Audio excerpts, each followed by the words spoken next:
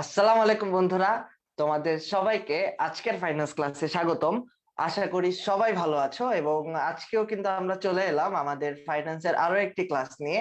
তো শুরুতেই একটু আমাকে জানিয়ে দাও যে তোমরা কে কোথা থেকে ক্লাসটি করছো এবং আমার সাউন্ড ঠিক মতো শোনা যাচ্ছে কিনা এবং আমাকে ঠিক মতো দেখতে পাচ্ছ কিনা। সো এই দুটা জিনিস একটু কনফার্ম করো, এরপরে আমরা কিন্তু ক্লাসে চলে যাব। তো আমি একটু তোমাদের জন্য ওয়েট করি আর তোমাদের কনফার্মেশনের জন্য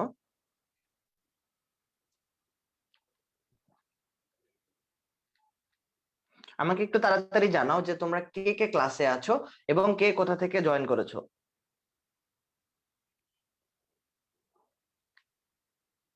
আমরা কিন্তু খুব তাড়াতাড়ি আছে ক্লাসটা শুরু করে দেব। তো তোমরা একটু তাড়াতাড়ি জানাতে থাকো। আমি একটু তোমাদের জন্য ওয়েট করি আর দেখি যে কে কে আমাদের সাথে জয়েন করেছো। তারপর আমরা সবাই মিলে একসাথে ক্লাসটি শুরু করব।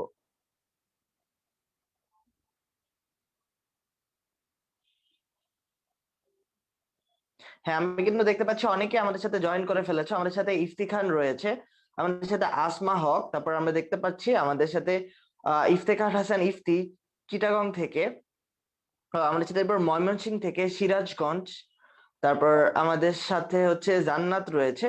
তো তোমরা আশা করি যে আগের মতো আগের ক্লাসগুলোতে যেরকম পার্টিসিপেট করতে আজকেও সেরকমই পার্টিসিপেট করবে।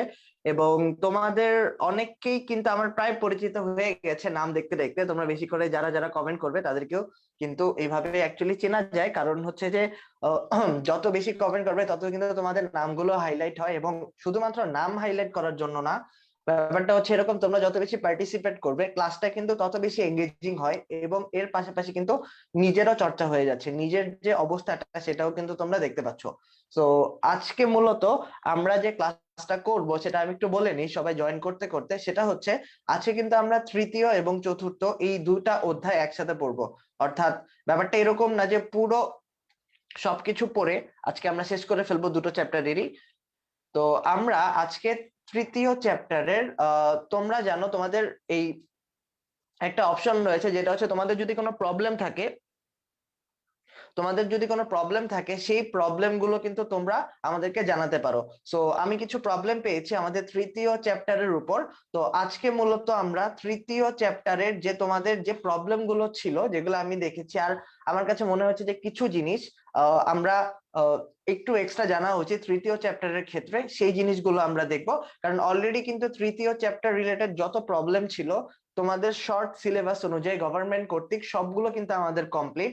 আমাদের ওই রিলেটেড এমসিকিউ, এরপর আমাদের সিকিউ সবকিছুই কিন্তু কমপ্লিট। তারপরও আমরা একটু এক্সট্রা জানার জন্য প্লাস ওই যদি কারো কোনো প্রবলেম থেকে থাকে আমার কাছে যে কোশ্চেন গুলো এসেছিল ওই কোশ্চেন গুলো রিলেটেড আমরা একটু প্র্যাকটিস করব, যাতে করে এই তৃতীয় চ্যাপ্টারের উপর বা তৃতীয় অধ্যায়ের উপর আর কোনো প্রবলেম না থাকে। আর এরপরে আমরা চ্যাপ্টার 5 এর বেসিক কিছু কথা জানবো, কোনো ম্যাথ আমরা দেখবো না, জাস্ট চ্যাপ্টার 4 এ কি কি আছে এবং কি নিয়ে আমরা আলোচনা করব পুরো চ্যাপ্টারে সেটা নিয়ে আমরা জাস্ট একটু আলোচনা করব। খুব বেশি যে ডিটেলসে যাব আমরা তা না। সো আমি আজকের যে কন্টেন্টটা বা হচ্ছে যে আজকে কি কি নিয়ে আমরা ডিসকাস করব এটা নিয়েও আমরা আসবো। আমি জাস্ট একটু দেখি যে আমার সাথে এখন কে কে জয়েন করছো, তো তারপরে কিন্তু আমরা পুরো ক্লাসটাতে চলে যাব। তো আমি যদি একটু দেখি, আমাদের সাথে নতুন করে দেখছি ধানমন্ডি থেকে রয়েছে, সিলেট থেকে রয়েছে, ধামরাই থেকে, চাঁদপুর থেকে, ফরিদপুর থেকে, চিটাগং থেকে, কক্সবাজার থেকে। আচ্ছা, তো আমরা দেখলাম আমাদের সাথে অনেকেই রয়েছে।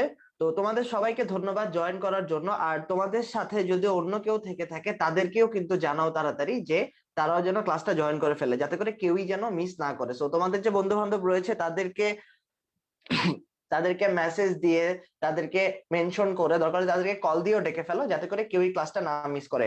সো আমরা ডিরেক্টলি এখন ক্লাসে চলে যাই, দেখতে পাচ্ছি অনেকেই জয়েন করে ফেলছো। হ্যাঁ, তো আজকে মেইনলি যেটা নিয়ে আমরা আলোচনা করব সেটা হচ্ছে, যেটা আমি একটু আগেও বললাম, যে তৃতীয় চ্যাপ্টারে তোমাদের কিছু প্রবলেম ছিল প্লাস আমাদের কিছু জিনিস যেগুলো হচ্ছে আমাদের শর্ট সিলেবাসে নেই, অর্থাৎ হয়তো আমাদের পরীক্ষার জন্য এটা হয়তো লাগবে না, কিন্তু তারপরও ওই জিনিসগুলো আমার মনে হয় যে আমাদের বিজনেস ব্যাকগ্রাউন্ড হিসাবে বা ফাইন্যান্সের বেসিক হিসাবে সেটা তোমাদের জানা উচিত। তো এটাই ওই জিনিসগুলো নিয়ে আমরা আলোচনা করব। এরপরে চ্যাপ্টার 4 এর কিছু বেসিক সেটা নিয়ে আমরা আলোচনা করব। চ্যাপ্টার 4 এ যে ম্যাথ গুলো রয়েছে প্লাস যে ডিপ যে আমাদের যে ম্যাথ গুলো রয়েছে ওগুলা নিয়ে আমরা নেক্সট ক্লাসে অর্থাৎ আগামীকালকে আলোচনা করব।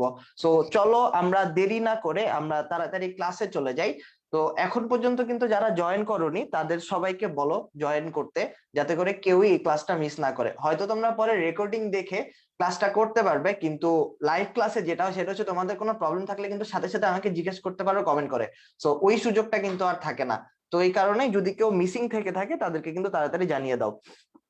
তো আসো আমরা দেখি যে আমরা আজকে একটু রিভাইজও দিব যে এই চ্যাপ্টারে আমরা অ্যাকচুয়ালি কি কি দেখলাম। সো এই আজকের যে ক্লাসটা এটা কিন্তু তোমাদের আমরা বলতে পারি থার্ড চ্যাপ্টার উপর পুরোপুরি এক্সট্রা এবং নিজেদেরকে ঝালাই করার মতো একটা ক্লাস। তো তোমরা কিন্তু মেইন জিনিসগুলো আগেই জেনে ফেলেছো। সো আজকে আমরা ওই জিনিসগুলো একটু রিপিট করব। সেটা হচ্ছে যে আমরা কিন্তু জানি অলরেডি যে বর্তমান মূল্য ও ভবিষ্যৎ মূল্য অর্থাৎ প্রেজেন্ট ভ্যালু ফিউচার ভ্যালু কিভাবে নির্ণয় করে। সো এটা নিয়ে আমি আশা করবো কারো কোনো প্রবলেম থাকার কথা না, কারণ এটা একদম শুরুর জিনিস। তো আমি জাস্ট একটু তোমাদেরকে দেখতে চাই যে তোমাদের পরিস্থিতিটা কেমন।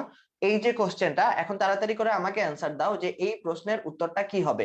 তো আমি আজকে দেখতে চাই যে কে কে তাড়াতাড়ি অ্যান্সার দিতে পারো। তো এখানে দেখো যে প্রশ্নটা বলা আছে, জনাব রাকিব একজন বিনিয়োগকারী। কোন একটি প্রকল্পে বিনিয়োগের জন্য আজ থেকে 5 বছর পর 5 লক্ষ টাকা প্রয়োজন। এই জন্য তিনি 9% হার সুদে 5 বছরের জন্য ব্যাংকে টাকা রাখতে চান। এবার কোশ্চেন হচ্ছে জনাব রাকিবের কত টাকা ব্যাংকে জমা রাখতে হবে। সো আমি একটু আশা করবো তাড়াতাড়ি তোমরা অ্যান্সারটা দিয়ে দাও, দেখি কে সবার আগে অ্যান্সারটা দিতে পারে। এবং অবশ্যই কিন্তু আমি মিলিয়ে দেবো, এটা নিয়ে ভয় পাওয়ার কোনো কিছু নেই কারো যদি কোনো প্রবলেম থেকে থাকে। সো আমি আবার বলছি এটা কিন্তু প্রবলেম সলভিং ক্লাস। তো তোমাদের যদি কোনো প্রবলেম থাকে সেটা কিন্তু আমাকে অবশ্যই অবশ্যই জানাবে কেউ, কারণ আমি চাই না যে এই চ্যাপ্টারটা কিন্তু আমাদের ফাইন্যান্সের জন্য খুবই ইম্পর্টেন্ট একটা চ্যাপ্টার। এই চ্যাপ্টার থেকে অনেক বেশি কোশ্চেন থাকবে, এই কারণেই কিন্তু এই চ্যাপ্টারের উপর এত বেশি জোর দেওয়া। সো আমি চাই না যে কেউ এই জিনিসটা মিস করুক।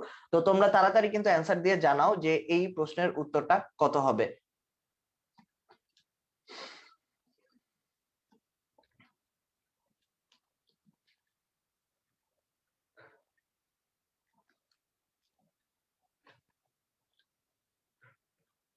হ্যাঁ, সো আমি দেখতে পাচ্ছি সবার আগে কিন্তু আজকে অ্যান্সার দিয়েছে ইফতি খান, যে বলছে খ। তো এরপরেও তোমরা অ্যান্সার দিচ্ছ। সো আমরা এটা যেহেতু আগের ছিল তো আমরা জানি যে এই প্রশ্নের উত্তর কিন্তু হবে খ। তো এটা কিন্তু আমাদের এখানে বলাই আছে যে কত টাকা ব্যাংকে জমা রাখতে হবে, তার মানে এখানে আমাদের প্রেজেন্ট ভ্যালু নির্ণয় করতে হবে। সো আমরা যদি প্রেজেন্ট ভ্যালু নির্ণয় করতে যাই উপরে কি হবে 5 লক্ষ 1+0.09 টু দি পাওয়ার কিন্তু 5। সো এটা দিলে কিন্তু এটা যদি ক্যালকুলেট করি তাহলে কিন্তু আমাদের মান চলে আসছে। সো এটা নিয়ে আমাদের আর বেশি ঝামেলা করতে হবে না। তো আশা করি এই পর্যন্ত সবাই ক্লিয়ার হয়েছো। সো এরপরে আমরা আসি যে সেম জিনিসটাই যদি 9% হার সুদ না হয়ে যদি 10% হয় সেক্ষেত্রে কি হবে। তো আমাকে একটু তাড়াতাড়ি জানাও, এটা কিন্তু আমাদের একদম রিভাইসও হয়ে যাচ্ছে, তাহলে কিন্তু আর তোমাদের বাসায় এরপরে এই জিনিসটা নিয়ে পড়তে হচ্ছে না। তো সবকিছুই সেম থাকবে, শুধুমাত্র যদি আমাদের 10% হয় তাহলে কি হচ্ছে দেখো। এখানে কি বলা আছে, আগে কিন্তু 9% ছিল এবং এটা জাস্ট চেঞ্জ হয় 10% হয়েছে, বাকি সবকিছু কিন্তু সেম থাকবে। আমার বছর এন থাকবে, এরপরে 5 লক্ষ টাকা প্রয়োজন। তো এটা কিন্তু দেখা গেছে এটা কিন্তু আমার ফিউচার ভ্যালু হবে। আর এখানে কিন্তু এই আই এর মানটা কিন্তু চেঞ্জ হয়, এটা 10% হয়ে যাবে। হ্যাঁ, সো যারা যারা এ আনসার দিচ্ছ এবার কিন্তু যে আমাদের যে জান্নাত জান্নাত হচ্ছে সবার আগে আনসার দিয়েছে, যেটা সেটা হচ্ছে 3,10,460। হ্যাঁ, তো তোমরা যারা যারা দিচ্ছ তার মানে আমি এতটুকু বুঝতে পারি যে তোমাদের এই পর্যন্ত কোনো প্রবলেম থাকার কথা না, বা প্রেজেন্ট ভ্যালু এবং ফিউচার ভ্যালু নির্ণয় করার জন্য আমি দেখতে পাচ্ছি যে কোনো প্রবলেম নেই তোমাদের। তো এরপরে যে প্রশ্নটা সেটা এটা কিন্তু তোমাদের একজনের প্রবলেম ছিল যে বর্তমান ও ভবিষ্যৎ মূল্য নির্ণয় করা যায় সরলরৈখিক পদ্ধতি ব্যবহার করে, চক্রবৃদ্ধিকরণ পদ্ধতি ব্যবহার করে, বাট্টাকরণ পদ্ধতি ব্যবহার করে। সো আমি একটু মিক্স আপ করে দিয়েছি যে তোমাদের যে প্রবলেম গুলো ছিল সেটার সাথে আমি নিজে কিছু প্রবলেম দুটো একসাথে করে প্লাস হচ্ছে আমাদের যে আজকের কন্টেন্ট গুলো রয়েছে এগুলো সবকিছু একসাথে করে অ্যাকচুয়ালি আজকের ক্লাসটা সাজানো। সো আমি যদি শুধুমাত্র তোমাদের প্রবলেম গুলো নিয়ে কথা বলি বা যে জিনিসগুলো আমাদের এক্সট্রা পড়া দরকার ওই জিনিসগুলো নিয়ে কথা বলে তোমাদের কাইন্ড অফ বোরিং লাগতে পারে। সো এই জন্য অ্যাকচুয়ালি এইটা সাজানো। সো এইটা অ্যাকচুয়ালি তোমাদের একজনের প্রবলেম ছিল যে আমাদের সরল রৈখিক পদ্ধতি ব্যবহার করে। সো দেখো এই প্রশ্নের সঠিক উত্তর কিন্তু হবে 2 ও 3। তার মানে হচ্ছে চক্রবৃদ্ধিকরণ পদ্ধতি করে, বাট্টাকরণ পদ্ধতি ব্যবহার করে। এখন কোশ্চেন হবে যে সরলরৈখিক পদ্ধতি ব্যবহার করে এটা অ্যাকচুয়ালি কি, বা আমরা কিন্তু জানি যে চক্রবৃদ্ধিকরণ পদ্ধতি কাকে বলে, বাট্টাকরণ পদ্ধতি কাকে বলে। সো সরলরৈখিক পদ্ধতিটা অ্যাকচুয়ালি আমাদের এই বর্তমান মূল্য এবং ভবিষ্যৎ মূল্য নির্ণয় করার ক্ষেত্রে ব্যবহার করা হয় না। এই সরল রৈখিক পদ্ধতি কিন্তু ব্যবহার করা হয়, আমরা জানি এটা, তোমরা নিশ্চয়ই অ্যাকাউন্টিং এর ক্ষেত্রে পড়ে থাকবে। তো তোমরা এখন পর্যন্ত এটা পেয়েছো কিনা আমি জানি না। এই জিনিসটা হচ্ছে আমরা কিন্তু অবচয় নির্ণয় করার ক্ষেত্রে কিন্তু এই সরলরৈখিক পদ্ধতি ব্যবহার করে থাকি। অর্থাৎ আমরা যখন বর্তমান মূল্য এবং ভবিষ্যৎ মূল্য নির্ণয় করতে যাব সেক্ষেত্রে কিন্তু আমাদের এই সরলরৈখিক পদ্ধতির কোনো কাজ আসবে না বা এটার কোনো ব্যবহার নেই। সো আমি আশা করি যে আমাকে কোশ্চেনটা করেছিলে সে এটা বুঝতে পারবে যে কেন এই সরলরৈখিক পদ্ধতি ব্যবহার করা হয় না। এর পরের যে প্রশ্নটা, এরপরে আমাকে একজন কোশ্চেন করেছিলেন, সেটা হচ্ছে বাট্টার হার কমলে বর্তমান মূল্য বেশি কেন হবে। সো এটা খুবই একটা ইম্পর্টেন্ট জিনিস। এই কোশ্চেনটা একটু ঘুরিয়েও দেয় অনেক সময়। সো কিভাবে ঘুরিয়ে দেয় সেটা আমি পরে দেখাচ্ছি। আপাতত আমি এটা একটু তোমাদেরকে বুঝাই যে বাট্টার হার কমলে বর্তমান মূল্য কিভাবে বেশি হবে। সো তোমরাও যদি অলরেডি এটা জেনে থাকো আমাকে তাড়াতাড়ি জানাও, আমি এইটা জিনিসটা বুঝাতে বুঝাতে আমি জাস্ট একটু দেখতে চাই যে তোমরাও জিনিসটা বুঝো কিনা। সো তোমরা একটা জিনিস মনে রাখবে যে নরমালি কি হয়, আমরা যদি কোনো জিনিস বুঝতে পারি সেটা ভালো, বাট এই জিনিসটা আরো মাথায় রাখবে। মনে করো তুমি একটা ম্যাথ তুমি বুঝলে, তুমি যদি সেই ম্যাথটা অন্য কাউকে বোঝাতে পারো তাহলে কিন্তু তুমি বুঝতে পারো তুমি আরো ভালো করে বুঝছো। কারণ এখানে কয়টা পার্ট হচ্ছে, একে তো তুমি নিজে বুঝতেছো, এর পাশাপাশি কিন্তু তুমি আরেকজনকেও বোঝানোর চেষ্টা করতেছো। সো ওইটা কিন্তু আরো বেশি ফ্রুটফুল হয়। সো আমি একটু আশা করবো তোমরা যদি এই কোশ্চেনের অ্যান্সার যদি জেনে থাকো যে বাট্টার হার কমলে বর্তমান মূল্য বেশি হবে কেন, সেটা আমাকে জানাও। এবং যদি না বুঝো এটার জন্য তো অবশ্যই আমি আছি আর কি। তো জান্নাত বলছো যে আহ তুমি বুঝতে পারছো না। সো কোনটা তুমি বুঝতে পারছো না ওটা একটু আমাকে জানিও, তাহলে হচ্ছে আমি বোঝানোর চেষ্টা করবো আর কি। সো আমি যেটা বলছি এটা দেখো যে বাট্টার হার কমলে বর্তমান মূল্য বেশি কেন হবে সেটা। সো এটা একটা উদাহরণ দেখো, মনে করো আমি তোমাকে একটা যদি এরকম বলি ফিউচার ভ্যালু 100 টাকা, ঠিক আছে, এখানে আই এর মান 10% এবং আমি ধরলাম এন সমান সমান 2 বছর। সো এইটার মানে কি, মানে হচ্ছে যে আমরা যদি 2 বছর, 2 বছর পরের 100 টাকা, সো এটার পার্সেন্টেজ হচ্ছে 10%। এখন এখান থেকে যদি বর্তমান মূল্য নির্ণয় করতে বলে, সো এটার বর্তমান মূল্য কত হবে, বা এটা কিন্তু খুবই ইম্পর্টেন্ট একটা কোশ্চেন, এই জন্য অ্যাকচুয়ালি এটা আমরা একটু সময় নিয়ে বুঝবো, কোনো সমস্যা নেই। দেখো বর্তমান মূল্য, সো এইটা দেখো তার মানে আমাদের এখানে বর্তমান মূল্য, তো এটার বর্তমান মূল্যটা তোমরা নির্ণয় করো তো। যদি 100 টাকা হয় ফিউচার ভ্যালু, এন 2 বছর, আই সমান সমান 10%, তাহলে এটার বর্তমান মূল্য কত হবে। সো আমরা যদি এটা ক্যালকুলেট করি তাহলে দেখো কি দাঁড়াচ্ছে, পিভি যদি আমরা ক্যালকুলেট করি তাহলে উপরে কি আসবে, উপরে আসবে এফবি, এরপরে আসবে 1+0.10 টু দি পাওয়ার 2। তো এটা যদি তোমরা ক্যালকুলেট করো তাহলে মান কত দাঁড়াচ্ছে, 1.10 টু দি পাওয়ার 2, এরপরে আসে 100 ভাগ অ্যান্সার। সো এখানে কিন্তু দেখো আমার যে বর্তমান মূল্য এটা আসছে 82.64 টাকা। সো আমি আশা করব যে তোমরা এই জিনিসটা, হ্যাঁ জান্নাত বলছো যে 82.64 টাকা। সো দেখো যখন ফিউচার ভ্যালু 100 টাকা, আই এর মান 10%, এন 2 বছর, তখন আমার প্রেজেন্ট ভ্যালু দাঁড়াচ্ছে 82 এত টাকা। এইটা অবশ্যই মনে রাখবে, এটা খুব ইম্পর্টেন্ট একটা জিনিস। এরপরে আমরা আসি, আমাদের প্রশ্নে কি বলা হয়েছিল, বাট্টার হার কমলে। সো বাট্টার হার এখানে কি, এই যে আইটা চলো আমরা কমাই, সেম জিনিসই থাকবে। তো আমি এখানে বোঝার সুবিধার্থে আমাদের এফবি 100 টাকাই থাকবে,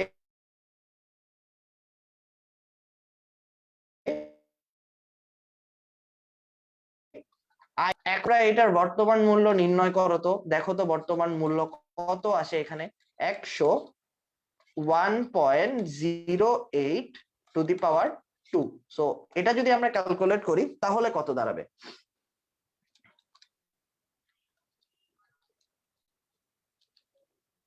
তার মানে দেখো এখানে কিন্তু দাঁড়াচ্ছে আমাদের 85.8 73 টাকা। সো এইটা কিন্তু তাহলে এখানে আমার কত দাঁড়াচ্ছে 85.73 টাকা। হ্যাঁ, এখানে জান্নাত আবারও তাড়াতাড়ি অ্যান্সার দিয়ে দিয়েছে, তোমাকে অবশ্যই অভিনন্দন। তো তার মানে কি দাঁড়াচ্ছে, যখন আমার বাট্টার হার কমবে, যখন এই দেখো আগে 10% ছিল সেখান থেকে 8% হয়ে গেছে,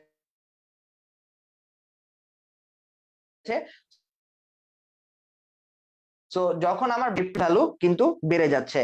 তো তার মানে আমি আশা করি তোমরা জিনিসটা বুঝতে পারছো যে যত আমার বাট্টার হার বা ইন্টারেস্ট রেটটা যত কমতে থাকবে তত আমার প্রেজেন্ট ভ্যালু বাড়তে থাকবে। আমি যদি 8% জায়গায় 6% করতাম, ধরো এখানে যদি আমি 6% করতাম তাহলে কিন্তু আমার মান আরো বেড়ে যেত। আমি যদি 1% করতাম আমার মান আরো বেড়ে যেত। সো জিনিসটা হচ্ছে এরকম, বাট্টার মান যত বেশি বাড়তে থাকবে আমাদের প্রেজেন্ট, বাট্টার হার যত কমতে থাকবে প্রেজেন্ট ভ্যালু তত বাড়তে থাকবে। ঠিক উল্টো ভাবে যত বাট্টার হার বাড়বে প্রেজেন্ট ভ্যালু কিন্তু তত কমতে থাকবে। সো আশা করি তোমরা এই জিনিসটা বুঝতে পেরেছো। তোমরা এটা বুঝেছো কিনা আমাকে একটু জানাও যে এখনই যে হ্যাঁ ভাইয়া বুঝতে পেরেছি। যে আমি আবারও বলছি, বাট্টার হার কমলে প্রেজেন্ট ভ্যালু বাড়ে, আর যদি বাট্টার হার বাড়ে তাহলে প্রেজেন্ট ভ্যালু কমে। সো আশা করি তোমরা এই জিনিসটা সম্পর্কে ক্লিয়ার হবে। এটা কিন্তু খুব ইম্পর্টেন্ট একটা জিনিস ছিল। যে কোশ্চেনটা করেছিলে তাকে অসংখ্য ধন্যবাদ।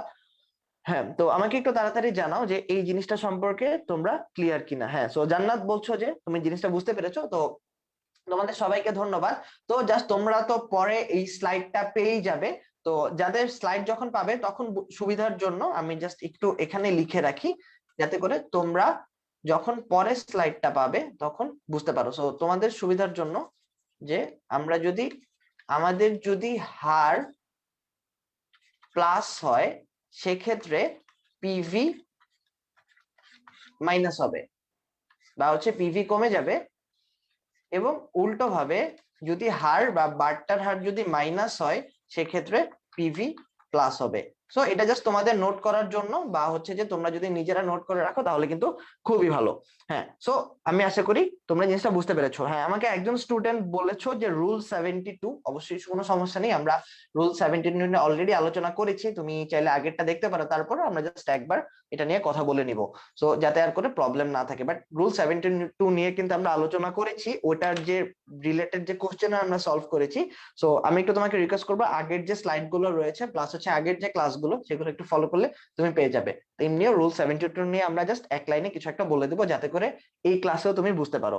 হ্যাঁ, তো যারা যারা এই পর্যন্ত ক্লিয়ার হয়েছে এবং আমাকে জানাচ্ছো তাদেরকে ধন্যবাদ। তো এরপরে আমরা আসি যে আরেকটি তোমাদের জন্য এমসিকিউ কোশ্চেন। সেখানে বলা হয়েছে মিস্টার জাওয়াদ 10% সুদে 10,000 টাকা 5 বছরের জন্য রাখেন, 5 বছর পর তিনি কত টাকা পাবেন। সো এটা কিন্তু দেখো নর্মাল আমাদের যে এফবির ম্যাথ, এই ফিউচার ভ্যালুটা নির্ণয় করতে বলা হয়েছে। সো এখানে আমরা কি করব, দেখো FB into PV 1 plus I to the power N. তো তার মানে এখানে কি হবে, যে 5 বছর পর তিনি কত টাকা পাবেন, তার মানে প্রেজেন্ট ভ্যালু এখানে কত দাঁড়াচ্ছে, প্রেজেন্ট ভ্যালু কিন্তু দাঁড়াচ্ছে 10,000 টাকা। সো এই যে 10,000, তারপরে 1 প্লাস 0.10 এবং টু দি পাওয়ার 5। তো এটা যদি আমরা ক্যালকুলেট করি তাহলে কত দাঁড়াচ্ছে, তাহলে আমরা দেখি যে 1.10 two the power 5 into 10,000, so এখানে কিন্তু দাঁড়াচ্ছে 16,105। সো 16,000। তো এবারও আমি দেখতে পাচ্ছি আমাদের যে জান্নাত রয়েছে, জান্নাত কিন্তু সবার আগে অ্যান্সার দিয়েছে। তো জান্নাত তোমাকে আবারও অভিনন্দন এবং ধন্যবাদ সবার আগে অ্যান্সারটা দেওয়ার জন্য। সো আরো দেখতে পাচ্ছি জান্নাতের সাথে আমাদের সাথে ইব্রাহিম রয়েছে, অর্ণব দাস, তারপর আমাদের সাথে খাদিজা খাতুন রয়েছে, শাহিনা আক্তার, ইফতেখার হাসান ইফতি। তো তোমরা কিন্তু বেশি বেশি করে অবশ্যই পার্টিসিপেট করতে থাকবে, কারণ তোমাদের পার্টিসিপেশনের উপরই কিন্তু তোমাদেরও সুবিধা হয়, নিজেদের মধ্যে একটা কম্পিটিশনও ক্রিয়েট হয়, যেটা কিন্তু অবশ্যই ভালো। তো হ্যাঁ, যারা যারা খ অ্যান্সার দিচ্ছ তাদেরটা পুরোপুরি সঠিক। তো তোমাদের পরীক্ষা নিয়ে আমি একটু বলি, যেটা হচ্ছে যে তোমাদের যে আপকামিং যে বোর্ড পরীক্ষাটা হবে সেটাতে কিন্তু আমি আবার বলছি সিলেবাস শর্ট করা হয়েছে, চ্যাপ্টার কমানো হয়েছে, চ্যাপ্টারের ভিতরে ইভেন যে টপিক গুলো ছিল সেগুলোও কমানো হয়েছে। আজকে যে টপিক গুলো আমরা কিছু দেখবো এগুলো কিন্তু তোমাদের সিলেবাসের আওতাধীন নয়, অর্থাৎ এগুলো কিন্তু পরীক্ষায় যে খুব বেশি আসবে এমনটাও না, কিন্তু অবশ্যই তোমাদের বেসিকের জন্য এবং তোমরা যখন এইচএসসি তে যাবে এরপরে অ্যাডমিশন দিবে বা হচ্ছে নর্মালি তোমাদের বেসিকের জন্য কিন্তু জিনিসগুলো শিখে রাখতে হবে। সো ওই জিনিসগুলো আমি আশা করি তোমরা মনোযোগ দিয়ে দেখবে। তো এরপর আমরা আসি আমাদের যে পরবর্তী প্রশ্ন। এখানে দেখো, এই যে এতক্ষণ আমি যে বললাম যে আমাদের কিছু জিনিস আছে যেগুলো আমাদের এই পরীক্ষার জন্য হয়তো বা সিলেবাস শর্ট করার কারণে নাও থাকতে পারে, কিন্তু অবশ্যই অবশ্যই এই চ্যাপ্টারের জন্য এটা কিন্তু ইম্পর্টেন্ট এবং এটা সম্পর্কে তোমাদের অবশ্যই জানতে হবে, না হলে কিন্তু কখনোই তোমরা অন্য যে স্টুডেন্ট গুলো রয়েছে তাদের থেকে তোমরা এগিয়ে থাকতে পারবে না। তো জিনিসটা দেখো যে অ্যানুইটি। তো আমাকে একটু তাড়াতাড়ি জানাও যে তোমরা অ্যানুইটি সম্পর্কে জানো কিনা বা কে কে জানো।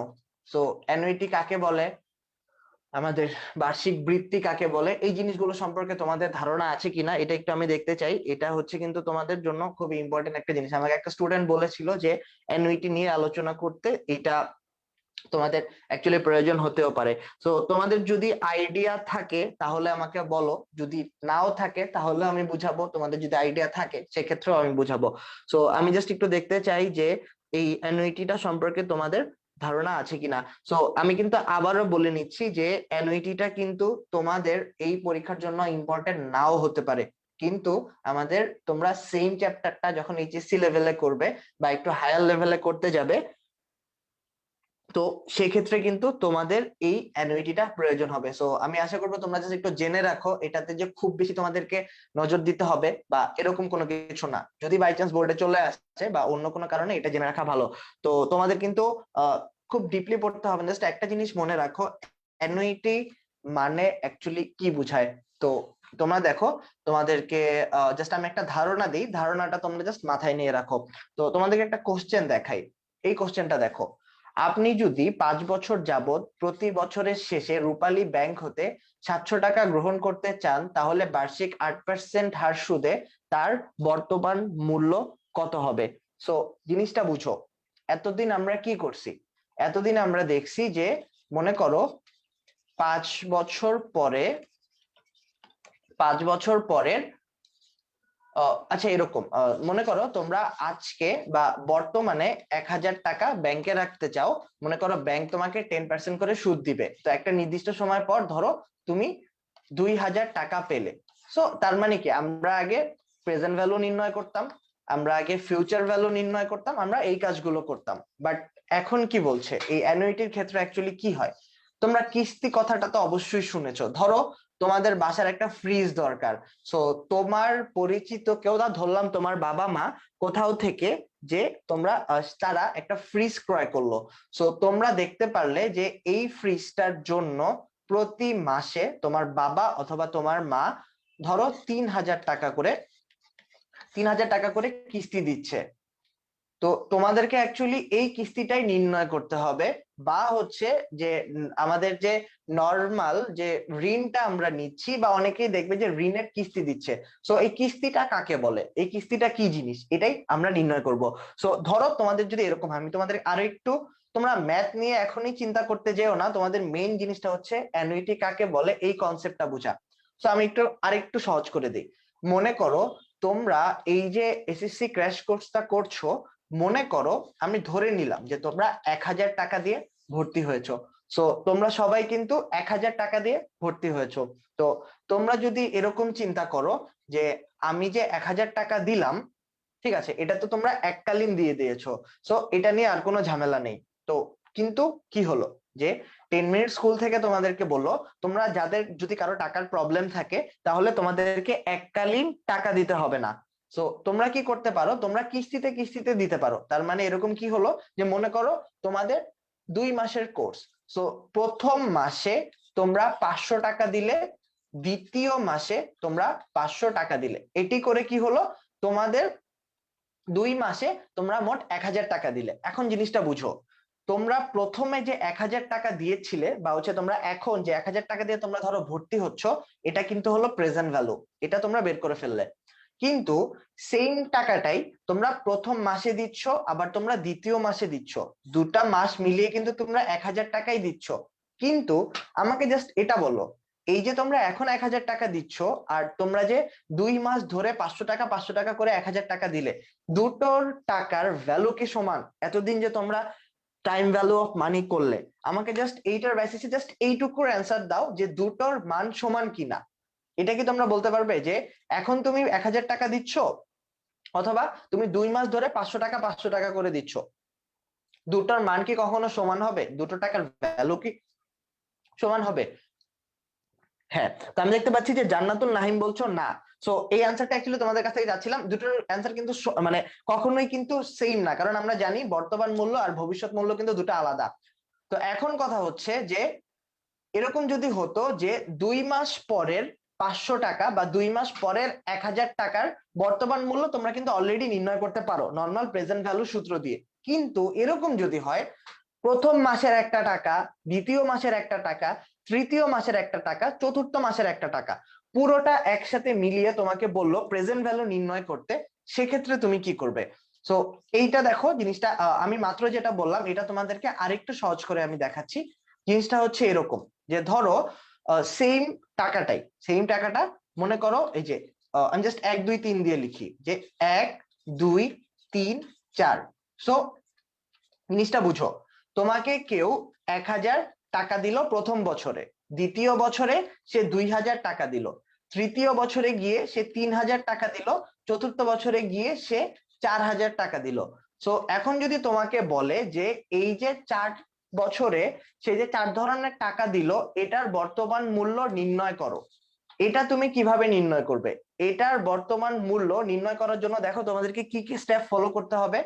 প্রথমে কি করতে হবে, প্রথম বছরের প্রেজেন্ট ভ্যালুটা তোমাদেরকে নির্ণয় করতে হবে, এরপরে যত টাকা আসবে সেটার সাথে দ্বিতীয় বছরের প্রেজেন্ট ভ্যালুটা তোমাকে বের করতে হবে, এরপরে তৃতীয় বছরের প্রেজেন্ট ভ্যালু, চতুর্থ বছরের প্রেজেন্ট ভ্যালু, এইটা পুরোটা নির্ণয় করার পর যোগ করার পর তোমাদের যে মানটা আসবে সেটাই হয়ে যাবে আমার প্রেজেন্ট ভ্যালু। অর্থাৎ জিনিসটা হচ্ছে এরকম যে দেখো আমাদের 4 বছরের দেয়া আছে, প্রথম বছর শেষে যে টাকাটা হবে ওটার প্রেজেন্ট ভ্যালু, দ্বিতীয় বছরের শেষের প্রেজেন্ট ভ্যালু, তৃতীয় বছরের শেষের প্রেজেন্ট ভ্যালু, চতুর্থ বছরের শেষের প্রেজেন্ট ভ্যালু, এগুলো নির্ণয় করার পর যোগ করার পর যে টাকাটা আসবে সেটা হয়ে যাবে আমাদের আজকের প্রেজেন্ট ভ্যালু।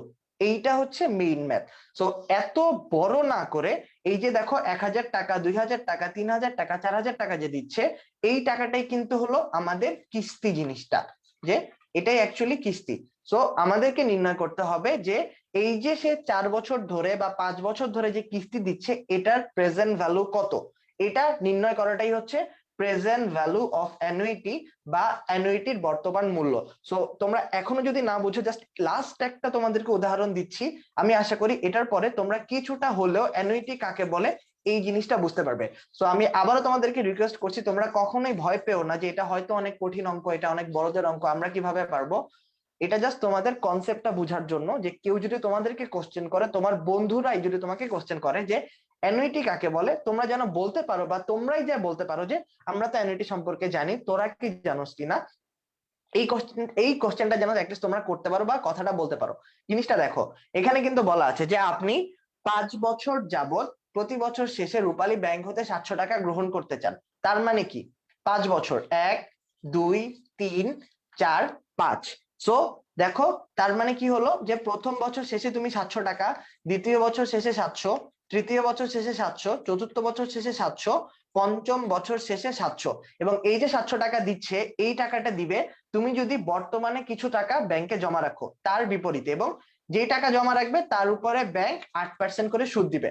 ফর এক্সাম্পল তুমি আজকে 2000 টাকা জমা রাখলে, 2000 টাকার উপর ব্যাংক তোমাকে 8% করে ইন্টারেস্ট দিবে, এবং এই 8% করে ইন্টারেস্ট দিলে প্রতি বছরে তোমার 700 টাকা করে হচ্ছে। এটা জাস্ট আমি তোমাকে এক্সাম্পল দিলাম, আমাদেরকে এই এককালীন টাকাটাই নির্ণয় করতে হবে।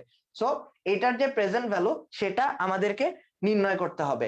তো এখন দেখো এটা আমরা কিভাবে করব, আমাদের কিন্তু এই যে কিস্তিটা দেয়া আছে 700 টাকা করে গ্রহণ করতে পারছে। সো এই কিস্তিটা নির্ণয় করার পর তারপরে আমাদের প্রেজেন্ট ভ্যালুটা নির্ণয় করতে হবে। সো এটা চাইলে আমরা কি করতে পারি, আমরা কিন্তু এই যে এটার প্রেজেন্ট ভ্যালু নির্ণয় করতে পারি, এটার প্রেজেন্ট ভ্যালু নির্ণয় করতে পারি, সবগুলো বছরের প্রেজেন্ট ভ্যালু নির্ণয় করে যোগ করে তারপরে আমরা একসাথে যে মানটা আসবে সেটা বের করতে পারি। এটা বের করলে কিন্তু আমাদের এই যে যে বর্তমান মূল্য সেটা বের হয়ে যাবে। বাট এত ভেজাল আমরা করব না, এত টাইম আসলে কারো নাই। সো এখান থেকে বাঁচার জন্য অ্যাকচুয়ালি এই সূত্রটা ব্যবহার করা হয়। C into 1 minus 1 divided by 1 plus I to the power N divided by I. তো এটার মানে হচ্ছে এই যে ধরো প্রতি বছর তুমি যদি বর্তমানে কিছু টাকা জমা রাখো, এই কিছু টাকা জমা রাখার ফলে 5 বছর যাবত ব্যাংক তোমাকে যে টাকাটা এখন জমা রাখছো ওই টাকার উপরে ইন্টারেস্ট দিবে, ওই টাকার উপরে কিস্তি দিবে প্লাস ইন্টারেস্ট দিবে, এবং সেই টাকাটা হচ্ছে 700 টাকা। তো কত টাকা রাখলে তোমাকে ব্যাংক 700 টাকা করে দিবে প্রতি বছরে, তোমার ওই টাকার উপর 8% হারে ওই জিনিসটাই নির্ণয় করতে হবে, এবং ওটাকেই বলা হচ্ছে present value of annuity. So আমি এখন আশা করব যে তোমরা প্রেজেন্ট ভ্যালু অফ অ্যানুইটি কাকে বলে কিছুটা হলেও বুঝতে পারছো। আমরা এরপরেই ম্যাথ করব, জিনিসটা সম্পর্কে আরো তোমরা ক্লিয়ার হয়ে যাবে। সো আমি জাস্ট একটু পর্যন্ত দেখতে চাই যে এখন পর্যন্ত তোমরা বুঝতে পেরেছো কিনা যে প্রেজেন্ট ভ্যালু অ্যানুইটি অ্যাকচুয়ালি জিনিসটা কি, মানে এটা দিয়ে অ্যাকচুয়ালি কি করে আর কি। তো আমাকে একটু জানাও যে এখন পর্যন্ত তোমরা বুঝতে পারছো কিনা, একটু হলেও তোমাদের মাথায় ঢুকছে কিনা। তো আমরা তাহলে পরের স্টেপে যাব। আমি একটু তোমাদের কমেন্টের জন্য ওয়েট করি।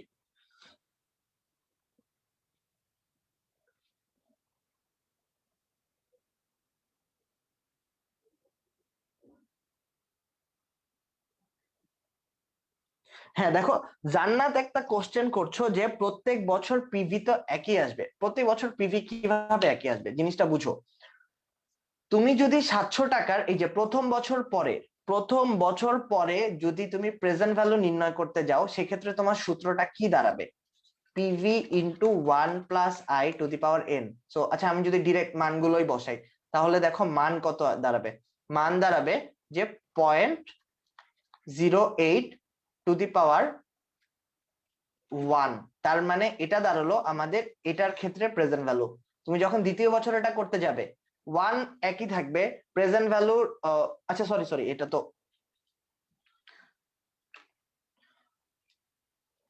তো আমাদের ফিউচার ভ্যালু। সো তুমি যদি প্রেজেন্ট ভ্যালু নির্ণয় করতে যাও, পিভি 1 প্লাস 0.08, আর আমাদের এফবি তো 700 টাকাই। হ্যাঁ, আর এটা হচ্ছে 1। সো এটা করলে তোমার প্রথম বছরেরটা নির্ণয় হয়ে যাবে। তুমি যখন দ্বিতীয় বছর এটা নির্ণয় করতে যাবে তখন কি 700 টাকাও থাকবে, এটা থাকবে, বাট তোমার কিন্তু বছর চেঞ্জ হয়ে যাবে, বছর কিন্তু একের জায়গায় 2 আসবে। এটা কিন্তু অবশ্যই মাথায় রাখতে হবে। এরপরে তুমি যখন তৃতীয় বছরের প্রেজেন্ট ভ্যালু করতে যাবে তখন কি হবে? তখন কিন্তু সবকিছু সেম থাকবে, 3 আসবে, কারণ এটা তৃতীয় বছরে যে টাকাটা ওটার প্রেজেন্ট ভ্যালু তুমি নির্ণয় করছো। এরপরে চতুর্থ বছর আসবে, সো ওখানে কিন্তু 4 হবে চতুর্থ বছরের ক্ষেত্রে, এবং এই যে পঞ্চম বছর আসবে তখন কিন্তু 4-এর জায়গায় 5 হয়ে যাবে। সো জিনিসটা ডিফারেন্ট। তুমি চাইলে আলাদা আলাদা করে যোগ করতে পারো, এটাও তুমি করতে পারো, বাট যোগ না করে শর্টকাট যে সূত্রটা সেটাই হচ্ছে প্রেজেন্ট ভ্যালু অ্যানুইটি নির্ণয়ের যে সূত্র সেটা। সো আশা করি এই জিনিসটা বুঝতে পেরেছো যে কেন সব বেলায় বা হচ্ছে প্রতি বছর আমার এক অ্যান্সার আসবে না। সো প্রতি বছর যদি অ্যাকচুয়ালি এক অ্যান্সার আসতো তাহলে তার আমাদের এত প্রবলেম করতে হতো না। So thank you. এই ধরনের কনফিউশন আসলে অবশ্যই সাথে সাথে কমেন্ট করে জানাবে, যাতে করে তোমাদের কনফিউশন গুলো দূর করে দিতে পারি। তো এই পর্যন্ত ছিল মূলত আমাদের প্রেজেন্ট ভ্যালু অফ অ্যানুইটির যে মেইন কনসেপ্ট সেটা। সো এখন তোমাদের কোশ্চেন আসতে পারে যে ভাইয়া দুইটা কেন সূত্র? সো জিনিসটা দেখো এরকম যে সি ইন্টু এখানে কিন্তু এম নেই, তো তোমাদের যদি ওই যে আগে প্রেজেন্ট ভ্যালু ফিউচার ভ্যালু বের করার মতো যে চক্রবৃদ্ধির কথা বলা থাকতো, সেক্ষেত্রে কিন্তু এম আসতো, তো এক্ষেত্রেও সেম। সো এটা যখন আমরা ম্যাথ করবো তখন তোমরা বুঝতে পারবে। তো এই পর্যন্ত ছিল। তো এরপরে আমরা আসি, দেখো এটার একটা ম্যাথ যদি আমরা করি তাহলে কি বলে, এখন যে এই কোশ্চেন ম্যাথটা আমি আশা করবো তোমরা সবাই করবে, তাহলে জিনিসটা আরো বুঝতে পারবে। দেখো এখানে কি বলা আছে, আপনি যদি 7 বছর যাবত প্রতি বছর শেষে ব্যাংক হতে 1000 টাকা গ্রহণ করতে চান, তাহলে বার্ষিক 10% হার সুদে তার বর্তমান মূল্য কত হবে? তো এখানে কি নির্ণয় করতে বলা হয়েছে, দেখো এখানে কিন্তু বলা হয়েছে যে কত টাকা বর্তমানে জমা রাখলে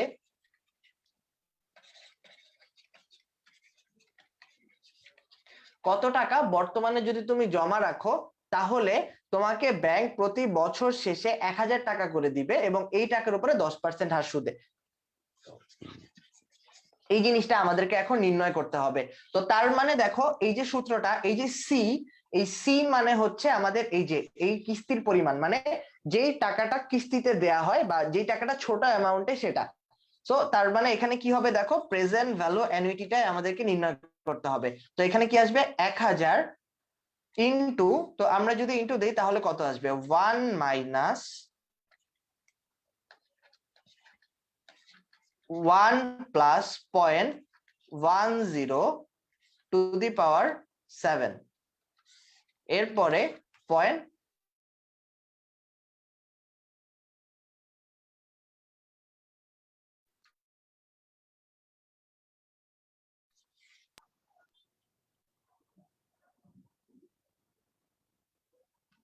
হ্যাঁ। সো তার মানে এখন আমাকে বলো যে এটার মান কত আসছে, বা হচ্ছে যে আমাদের প্রেজেন্ট ভ্যালু অ্যানুইটিটা কত হবে।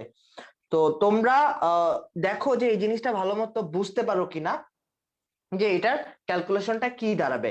1.10 টু দি পাওয়ার 7, এরপরে আসে 1 ভাগ অ্যান্সার, এরপরে 1 minus answer divided by 0.10 into যদি আমরা 1000 করি, তাহলে এখানে মান দাঁড়াচ্ছে আমাদের 4868, 41 টাকা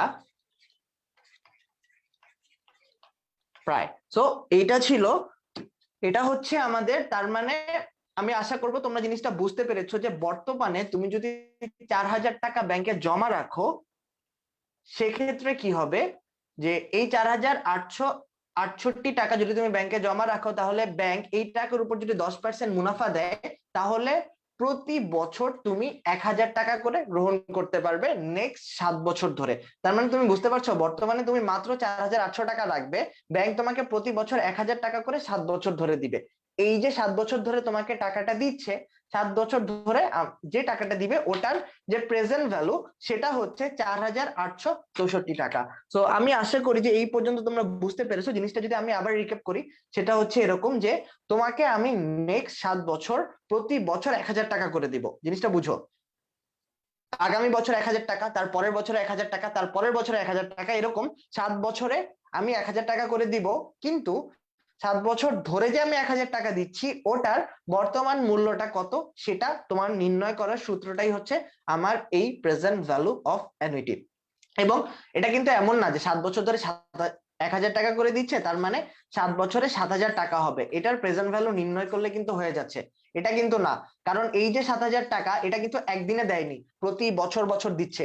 তো আমরা অলরেডি জানি যে আগামী বছর যে 1000 টাকা এবং তার পরের বছরের 1000 টাকা, দুটা কিন্তু সমান মূল্য বহন করে না। সো এই জন্যই কিন্তু আমাদের যে টাকার যে মানটা, যে টাকার পরিমাণটা, এটা কিন্তু চেঞ্জ হয়। তো এটাই হচ্ছে মূলত প্রেজেন্ট ভ্যালু অফ অ্যানুইটি নির্ণয় করার ওয়ে। সো তোমাদের এই পরীক্ষার জন্য আমার মনে হয় না এটা খুব বেশি ইম্পর্টেন্ট, বাট তোমরা যখন এইচএসসি লেভেলে যাবে বা হচ্ছে নর্মালি জেনে রাখার জন্য কিন্তু এই জিনিসটা খুবই ভালো, তোমরা কিন্তু পরবর্তীতে অনেক হেল্প পাবে, যেটা আমার ক্ষেত্রেও হয়েছিল।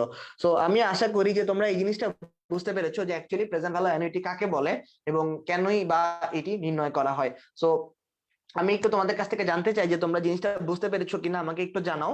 তোমরা জানাতে তোমরা জানালে কিন্তু আমরা নেক্সট টপিক। হ্যাঁ, তো ইফতি খান দেখছি তুমি বলছো যে তুমি বুঝতে পেরেছো। সো তোমার কিন্তু আরো কয়েকটা কোশ্চেন ছিল ইফতি, তো ওই কোশ্চেনের অ্যান্সার গুলো আমরা দিব। জাস্ট আমি একটু পার্ট বাই পার্ট যাচ্ছি, কারণ একসাথে করলে হয়তো বোরিং লাগতে পারে।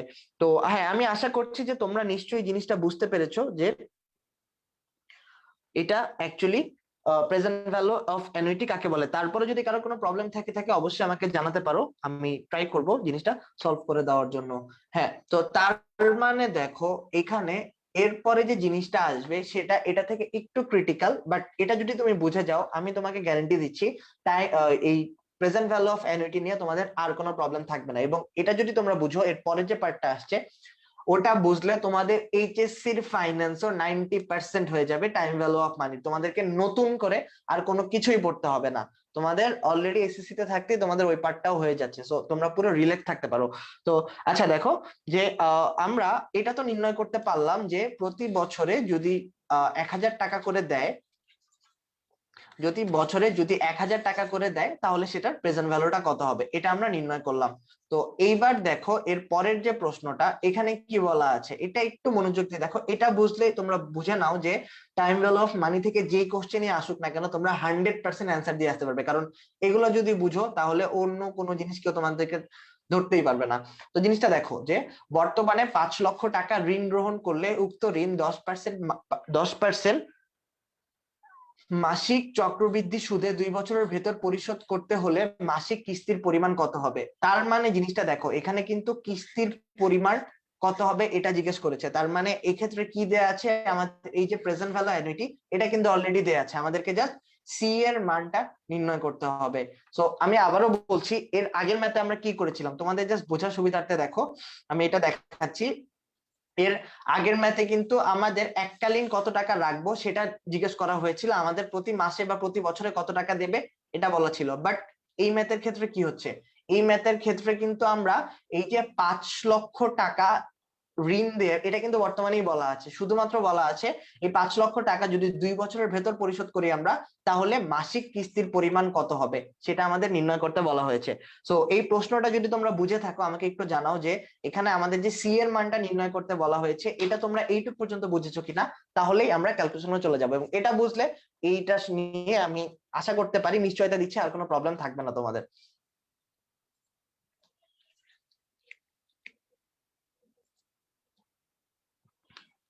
আমাকে একটু জানাও যে তোমরা এটা বুঝতে পেরেছো কিনা যে 2 বছরের ভেতর প্রতি মাসে জিনিসটা হচ্ছে এরকম যে ধরো তুমি ব্যাংক থেকে তোমার কোনো একটা কিছু কিনতে মন ছিল, তো তুমি 5 লক্ষ টাকা ঋণ নিলে, বা তোমার বাসার জন্য কেউ 5 লক্ষ টাকা ঋণ নিল, এই ঋণটা তোমাকে 10% মাসিক চক্রবৃদ্ধিতে 2 বছরের ভেতর পরিশোধ করতে হবে।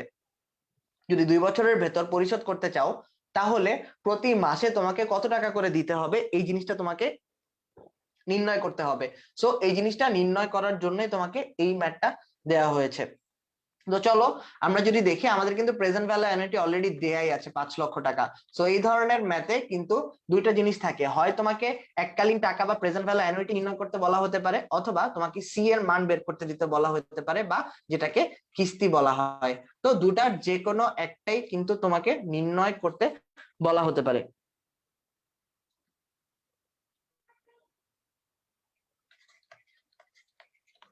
তো তোমরা কোশ্চেনটা বুঝেছো কিনা আমাকে একটু তাড়াতাড়ি জানাও যে তোমরা কোশ্চেনটা ক্লিয়ার হয়েছো। এরপরেই কিন্তু আমরা যে ম্যাথের যে ক্যালকুলেশনটা সেটা আমরা করতে পারবো। তো দেখো আমাদের ক্ষেত্রে কি হবে, এই যে 5 লক্ষ টাকা যে প্রেজেন্ট ভ্যালু অফ অ্যানুইটি, এটা কিন্তু আমাদের মেইন টাকাটা। তো এখান থেকে আমরা যদি কিস্তি বের করতে যাই, এখানে সিটাই আমাদেরকে বের করতে হবে। তো এরপরে কি আসবে, 1 - 1 + i। তো i এর মান কত হবে দেখো, এখানে কিন্তু বলা আছে যে 0.10, এবং এই যে m এর মান কিন্তু 12 হবে, কারণ এখানে কিন্তু বলা আছে মাসিক চক্রবৃদ্ধি। সো এই মাসিক চক্রবৃদ্ধিটা আমাদেরকে নির্ণয় করতে হবে। তো তার মানে এখানে কিন্তু আমাদের 12 আসবে, কারণ এখানে m এর মান রয়েছে।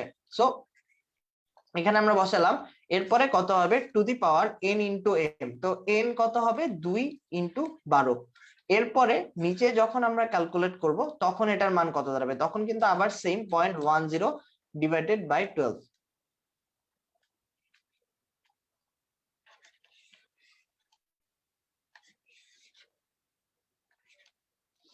হ্যাঁ, তো এটা কিন্তু হচ্ছে এখন এখান থেকে আমাদের ক্যালকুলেট করতে হবে। তো তোমরা কিন্তু ক্যালকুলেশনের সময় একটা জিনিস ভুল করতে পারো, সো আমি চাই না জিনিসটা ভুল করার জন্য।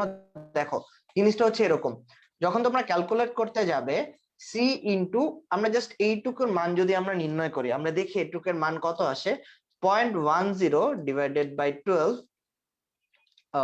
পয়েন্ট 0.10 / 12 প্লাস 1 / 12, 24, 1 ভাগ অ্যান্সার, এরপরে আসে 1 - অ্যান্সার। এখানে যে মানটা আসবে ডিভাইডেড বাই 0.10 / 12। সো এটা যদি আমরা ক্যালকুলেট করি তাহলে আমাদের মানটা কত দাঁড়াচ্ছে,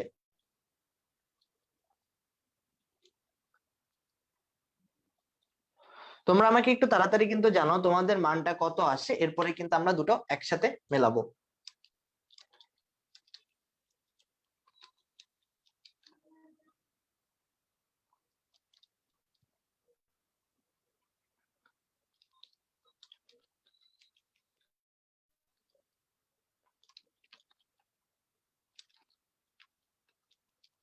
তো এখানে দেখো যে এইটুকুর যে মান, সো এইটুকুর মান কিন্তু দাঁড়াচ্ছে 21.6708। 21.6408। এখন তোমরা কি করবে, এই জিনিসটা অনেকেই ভুল করো যে আচ্ছা, তো এই জিনিসটা অনেকেই তোমরা ভুল করো, তো তোমাদের তখন এক জিনিসটা করতে হবে, সেটা হচ্ছে সি সমান সমান, দেখো সি কিন্তু এই সাইডে চলে আসবে, কারণ আমাদের সি এর মান নির্ণয় করতে হবে। উপরে আসবে 5 লাখ, নিচে আসবে 21.6708। এবার যদি আমরা এটা ক্যালকুলেট করি, তাহলে কিন্তু মান কত দাঁড়াচ্ছে? 23,072।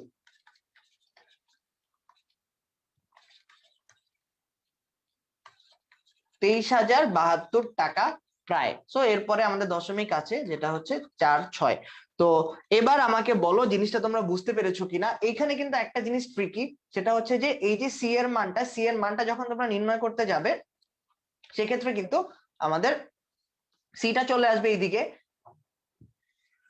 5 লাখটা এখানে যাবে, এবং 21.6704 এটা তোমরা নিচে আসবে। তো আমি আশা করি যে দেখো তোমরা জিনিসটা বুঝতে পেরেছো কিনা। তাহলে আমি সেই ইফতি খান যে অ্যান্সারটা দিয়েছো 23,072.46, এটা পুরোপুরি সঠিক। সো আমি আশা করবো তুমি ক্যালকুলেশনটা ধরতে পেরেছো, এবং এটা বুঝলেই কিন্তু মোটামুটি যে আমাদের ক্লাসের প্রায় মানে তোমাদের ইম্পর্টেন্ট যে জিনিসগুলো সেটা তোমরা ধরতে পেরেছো। সো আমাকে একটু জানাও যে এই জিনিসটা তোমরা ধরতে পেরেছো কিনা বা তোমরা বুঝেছো কিনা, তাহলে কিন্তু আমরা নেক্সট স্টেপে চলে যাব। তো এটা নিয়ে আর অ্যাকচুয়ালি বসে থাকারও কোনো কিছু নেই।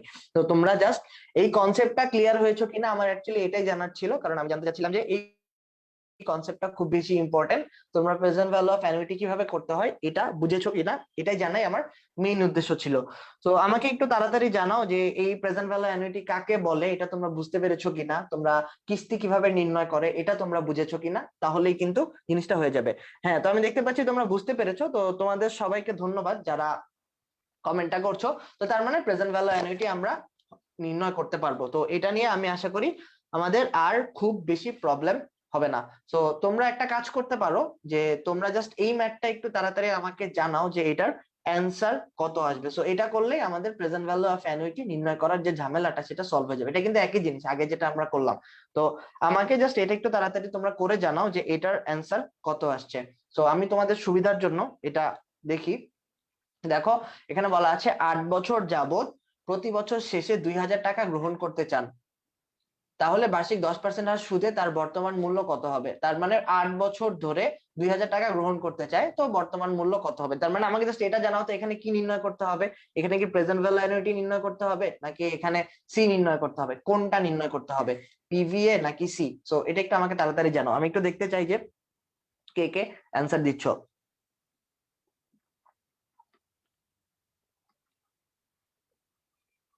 আমাকে একটু বলো তো যে এখানে কি নির্ণয় করতে হবে, এখানে কি প্রেজেন্ট ভ্যালু অফ অ্যানুইটি নির্ণয় করতে হবে, নাকি এখান থেকে সি নির্ণয় করতে হবে।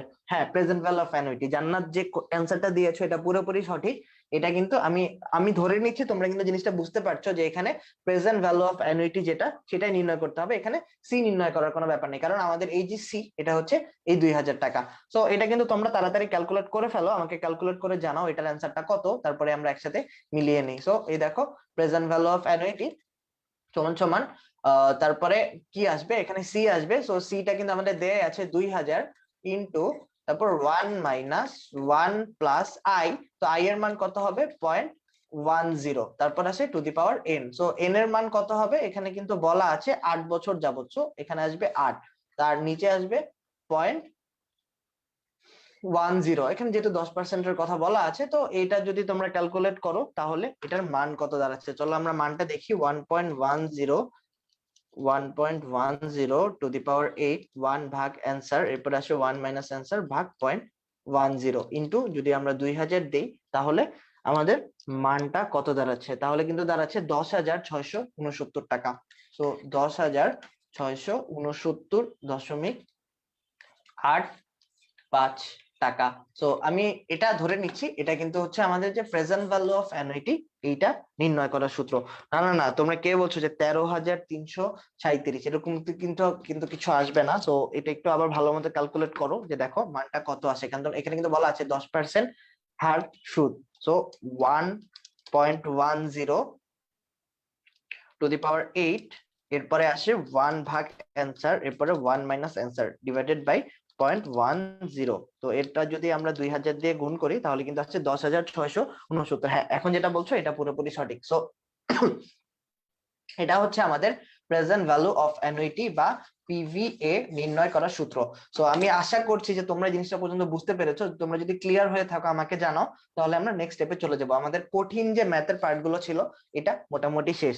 তো এটা যেহেতু তোমাদের এক্সট্রা ছিল, তারপরে যে তোমরা বুঝতে পারছো জিনিসটা আমার খুবই ভালো লাগছে, যে ইনশাল্লাহ তোমরা সবাই পরীক্ষায় ভালো করতে পারবে। সো আমাকে একটু জানাও যে জিনিসটা তোমরা ক্লিয়ার হয়েছো, তাহলেই আমরা পরের স্টেপে চলে যাই। আমি একটু তোমাদের রেসপন্সের জন্য ওয়েট করি। হ্যাঁ, তো যারা ক্লিয়ার হচ্ছ তাদের সবাইকে ধন্যবাদ। তো চলো আমরা পরের যে পার্টটা রয়েছে সেই পরের পার্টে চলে যাই। তো এরপর দেখো, এখানে একটা কোশ্চেন দেয়া আছে, আমাকে জাস্ট এটা বলো যে এখানে কি নির্ণয় করতে হবে। এটা তোমাদের এখন না করলেও চলবে, জাস্ট তোমরা বাসায় বসে স্ক্রিনশট নিয়ে রাখতে পারো, তোমরা বাসায় বসে এটা নিজেরা করতে পারো। তোমাদের যদি প্রয়োজন হয় অবশ্যই আমি উত্তর মিলিয়ে দেবো। তো এখানে দেখো কি বলা আছে, যে জনাব আসাদের নিজস্ব অর্থ না থাকায় একটি ব্যাংকের মাধ্যমে 12% সুদে মাসে 100 টাকা কিস্তিতে 10 বছরে পরিশোধ করার নিমিত্তে একটি ফ্রিজ ক্রয় করেন। জনাব আসাদের কৃত ফ্রিজের বর্তমান মূল্য কত।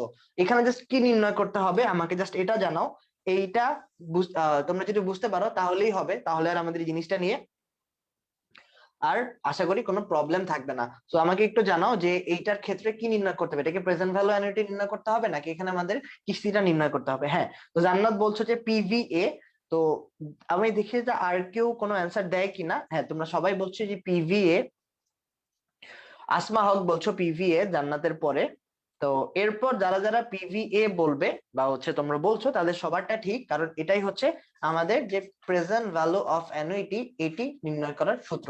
তো আমি আশা করি তোমরা জিনিসটা বুঝতে পেরেছো যে এটাকে অ্যাকচুয়ালি প্রেজেন্ট ভ্যালু অফ অ্যানুইটির ম্যাথ দিয়ে করতে হবে। আগে যে সূত্রটা ছিল ওটা বসিয়ে ক্যালকুলেট করলে তোমাদের অ্যান্সার চলে আসবে। তো এটা নিয়ে আমি আর বেশি সময় নষ্ট করলাম না। তো এরপরে আমরা আসি, এবার হচ্ছে যে তোমাদের এই জিনিসটা একটু মনে রাখো যে যে অ্যানুইটির ক্ষেত্রে নগদ প্রবাহ প্রত্যেক সময় শেষ তারিখে গ্রহণ বা প্রদান করা হয় তাকে কিন্তু সাধারণ অ্যানুইটি বলে। তো আমরা এতক্ষণ যে অ্যানুইটি গুলো দেখলাম, এই অ্যানুইটিটা অ্যাকচুয়ালি দুই ধরনের। এটা হচ্ছে, একটা হচ্ছে সাধারণ, এটাকে আমার অর্ডিনারি অ্যানুইটি বলা হয়, এটাকে ওএ বলা হয়, যে অর্ডিনারি অ্যানুইটি। এবং আরেকটা হচ্ছে অগ্রিম। অগ্রিম মানে হচ্ছে অ্যানুইটি ডিউ। সো সাধারণ জিনিসটা হচ্ছে যে ধরো তুমি কোথা থেকে ঋণ নিচ্ছ, এই যে তুমি কিস্তি দিচ্ছ, এই কিস্তিটা তুমি প্রতি মাসের শেষে বা বছরের শেষে দিচ্ছ। আচ্ছা, এটা হচ্ছে নর্মাল ওইরকম, যে ধরো তুমি কোনো টিচারের কাছে পড়ছো, সো সেই টিচারকে তুমি যদি প্রতি মাসের শুরুতে বেতন দাও, সেটা হচ্ছে অগ্রিম অ্যানুইটি। অগ্রিম মানে হচ্ছে যে তুমি আগে টাকা দিবে, এরপরে তুমি পড়বে। সো এটা হচ্ছে অ্যানুইটি অগ্রিম। আর তুমি যদি ওই টিচারটাকে মাসের শেষে, অর্থাৎ তুমি জানুয়ারি মাসটা পড়লা, জানুয়ারি মাসের শেষে তুমি টাকা দিচ্ছ, এটাকে সাধারণ অ্যানুইটি বলা হয় বা অর্ডিনারি অ্যানুইটি বলা হয়। সো আমি আশা করবো জিনিসটা বুঝতে পেরেছো, যে সাধারণ অ্যানুইটি হচ্ছে যদি বছরে শেষে দেয়া হয় বা মাসের শেষে দেয়া হয়। আর অগ্রিম অ্যানুইটি হলো যে বছরের শুরুতে বা মাসের শুরুতে যদি দেওয়া হয়, এটাকে অগ্রিম অ্যানুইটি বলা হয়। তো আমি আশা করি তোমরা অগ্রিম অ্যানুইটি এবং সাধারণ অ্যানুইটি জিনিসটা বুঝতে পেরেছো। তো এটা নিয়ে আমরা আর বেশি ঘাটাঘাটি করব না। তো এটা হচ্ছে আমাদের এই সাধারণ অ্যানুইটি। আশা করি তোমরা এই জিনিসটা ক্লিয়ার হয়েছো। তো আমাকে একটু জানাও যে এটা সাধারণ অ্যানুইটি এবং অগ্রিম অ্যানুইটি ডিউটা তোমরা বুঝতে পেরেছো কিনা, তাহলে আমরা নেক্সট স্টেপে চলে যাব। হ্যাঁ, তোমরা যারা যারা এটা বুঝতে পেরেছো তাদের সবাইকে ধন্যবাদ। তো এরপর আমরা আসি যে আহ জিনিসটা দেখো, যে এখানে আরেকটা জিনিস, যেটা হচ্ছে অ্যানুইটির একদম লাস্ট ম্যাথ, এটার পরে আর আমাদের অ্যানুইটির কোনো ম্যাথ নেই। সেটা হচ্ছে যে জনাব শফিক প্রতি মাসে 2000 টাকা করে জমার ভিত্তিতে 8 বছর মেয়াদী সঞ্চয় স্কিমে হিসাব খোলেন। ব্যাংক তাকে জমাকৃত টাকার উপর 10% সুদ দেয়। তার মানে দেখো, এতক্ষণ আমরা কি করেছি, এতক্ষণ হচ্ছে যে মনে করো প্রথম বছর শেষে আমাকে কেউ 1000 টাকা দিল, দ্বিতীয় বছর শেষে আমাকে 2000 টাকা দিল, তৃতীয় বছর শেষে আমাকে 3000 টাকা দিল, বা 100 200 300 টাকা দিল। এটার বর্তমান মূল্য আমরা নির্ণয় করেছি। এটা কিন্তু আমরা সবাই জানি, এটা হচ্ছে আমাদের প্রেজেন্ট ভ্যালু অ্যানুইটির সূত্র ব্যবহার করে আমরা নির্ণয় করেছি।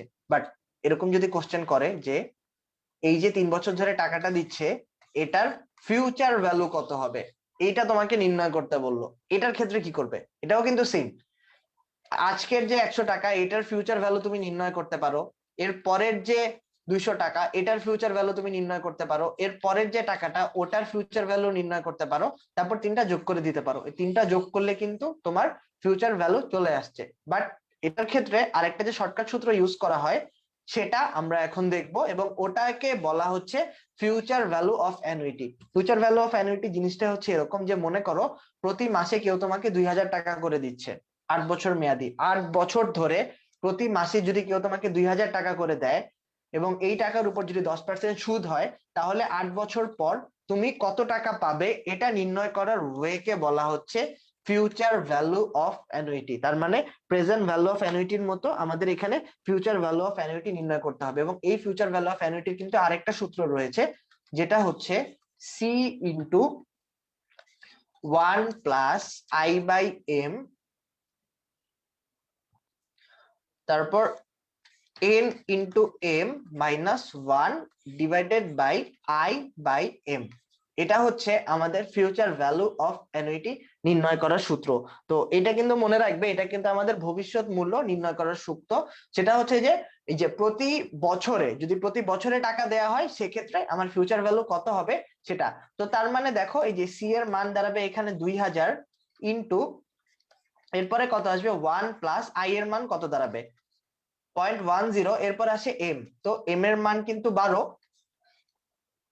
এরপরে এখানে 0.10 / 12 আসবে, তারপর কিন্তু এই যে N into M, so N কত আসবে এখানে দেখো 8 ইন্টু 12 মাইনাস 1। এবার এটা যদি আমরা ক্যালকুলেট করি তাহলে আমাদের যে মান দাঁড়াচ্ছে সেটা হচ্ছে 2,92,362 টাকা মাত্র। তো তার মানে এক্ষেত্রে কেউ যদি তোমাকে 2000 টাকা করে দেয় এবং এটা যদি 8 বছর মেয়াদি দিতে থাকে, তাহলে তার 8 বছর পর যদি প্রতি মাসে তোমাকে দিতে থাকে, তাহলে কিন্তু 8 বছর পর গিয়ে তুমি 2,92,362 টাকা পাচ্ছ। সো এটা ছিল মূলত আমাদের প্রেজেন্ট ভ্যালু অফ অ্যানুইটি। তো তার মানে আমাদের present value of annuity, sorry, এটা ছিল আমাদের ফিউচার ভ্যালু অফ অ্যানুইটি। তো তার মানে প্রেজেন্ট ভ্যালু অফ অ্যানুইটি এবং ফিউচার ভ্যালু অফ অ্যানুইটি দুইটাই নির্ণয় করা আমরা শিখলাম। তো আমাকে একটু জানাও তোমরা এই জিনিসটা বুঝতে পেরেছো কিনা, যে প্রেজেন্ট ভ্যালু অফ অ্যানুইটি কাকে বলে এবং ফিউচার ভ্যালু অফ অ্যানুইটি কাকে বলে। তাহলে কিন্তু আর এটা তোমরা একটা স্ক্রিনশট নিয়ে রাখতে পারো এই সূত্রটার। তো আমি আবারও বলছি, এটা কিন্তু আমাদের পরীক্ষার জন্য খুব বেশি ইম্পর্টেন্ট না, জাস্ট আমাদের ফাইন্যান্সের বেসিক জানার জন্য এটা ইম্পর্টেন্ট। সো তোমরা এটা নিজেরা নোট করে রাখতে পারো, 2,92,362। তো তোমরা জিনিসটা বুঝতে পেরেছো কিনা আমাকে জানাও। বুঝতে পারলে আমরা অ্যানুইটি ম্যাথ কিন্তু আমরা বলতে পারি যে ম্যাথ, অ্যানুইটির ম্যাথ নিয়ে আমাদের আর কোনো প্রবলেম থাকবে না, আমাদের আরো কিছু জিনিস আছে সেটা নিয়ে আমাদের আগাতে হবে। তো হ্যাঁ, তোমরা তো যারা যারা বুঝতে পেরেছো তাদের সবাইকে ধন্যবাদ। তো যারা বুঝোনি তাদের জন্য লাস্ট একবার বলছি, সেটা হচ্ছে যে, মনে করো যে তুমি প্রতি মাসে 2000 টাকা করে পাবে এবং এই টাকাটা তুমি 8 বছর ধরে পাবে। সো এবং এই যে টাকাটা জমা হবে তার উপরে 10% করে সুদ পাবে। তো প্রতি বছরে প্রতি মাসে যদি 2000 করে টাকা পাও, তাহলে 8 বছর পর তুমি মোট কত টাকা পাচ্ছ এটা নির্ণয় করার জন্য ফিউচার ভ্যালু অফ অ্যানুইটি আমাদেরকে নির্ণয় করতে হবে। এটার জন্য এই প্রসিডিউর গুলা ফলো করতে হবে। সো আমি আশা করবো যারা যারা ক্লাসটি করছো তোমরা তারা বুঝতে পেরেছো এবং তোমরা অলরেডি বলছো যে তোমরা, যেমন আমার সাথে জান্নাত রয়েছে, ইফতি রয়েছে, তোমরা যেহেতু বুঝতে পারছো, সো আমি আশা করি যে বাকিরাও বুঝতে পারবে। তো চলো আমরা পরের যে পার্ট গুলো রয়েছে সেটা দেখি। তো এখন আমাদের খুব বেশি কঠিন কঠিন কোনো ম্যাথ নেই, তো আমার কাছে সেটা জানাও যে এককালীন অর্থের বর্তমান মূল্য নির্ণয়ের সূত্র কোনটা। তো আমি একটু তাড়াতাড়ি জানিয়ে দাও এই এমসিকিউ গুলো, তাহলে তোমরা ইজিলি বুঝতে পারবে যে এই এমসিকিউ গুলো দেখো যে এককালীন অর্থের বর্তমান মূল্য নির্ণয়ের সূত্র কোনটা। তো আমাকে একটু তাড়াতাড়ি জানাও। তো আমরা কিন্তু অলরেডি জানি যে আমাদের যে এককালীন অর্থ রয়েছে, এই এককালীন অর্থের বর্তমান মূল্য নির্ণয় করার জন্য কিন্তু আমাদের যে এই ক রয়েছে এটারটা করলেই হয়ে যাবে। তো তার মানে কিন্তু পিভি সমান সমান এফবি ডিভাইডেড বাই 1 + I⁴ হ্যাঁ, তো এরপরে আমরা আসি যে অগ্রিম অ্যানুইটির জন্য। সো এটা আপাতত আমাদের দরকার নেই, তো এটা আমাদের না করলেও হবে। তো এরপরে আমরা আসি, এই যে দেখো যে জাহিদ সাহেব একটি ব্যাংকে ষান্মাসিক 5% হারে 5 বছরের জন্য 5 লক্ষ টাকা গ্রহণ করেছেন।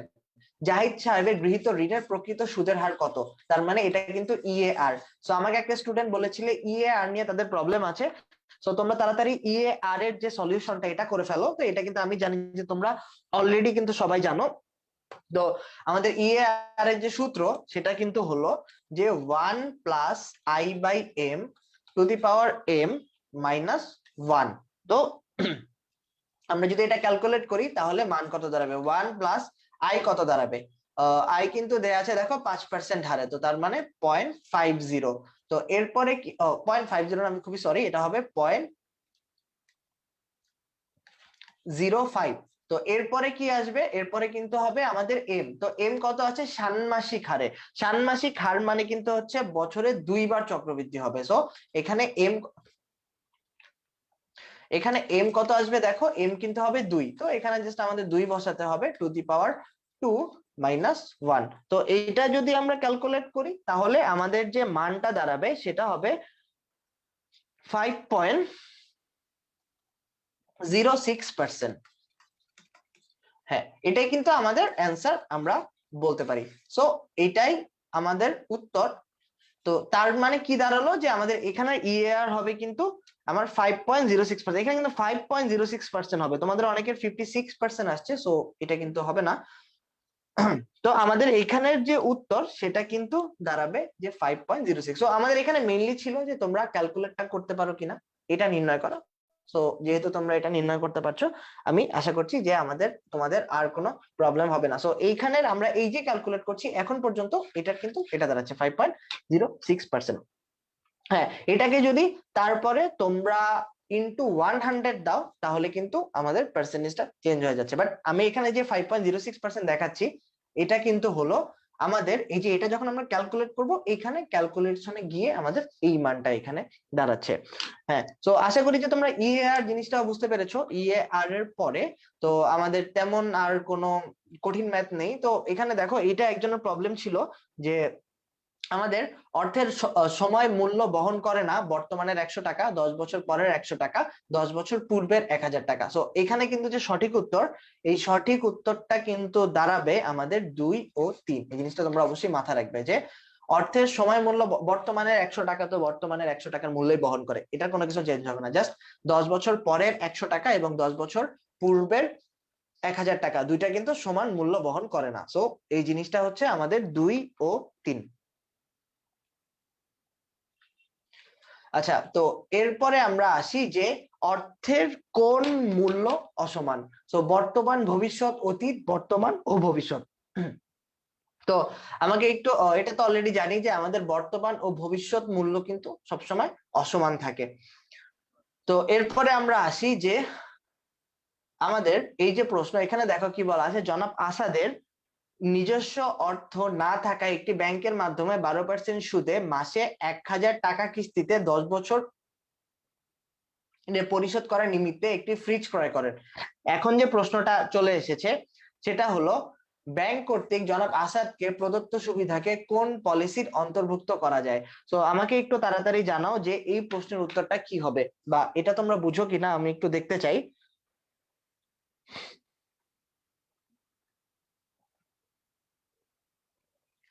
এটা কিন্তু হবে, এই যে দেখো, একটা জিনিস মনে রাখবে যে এখানে অনেকে বলছো সি, অনেকে বলছো ডি, জিনিসটা বুঝো।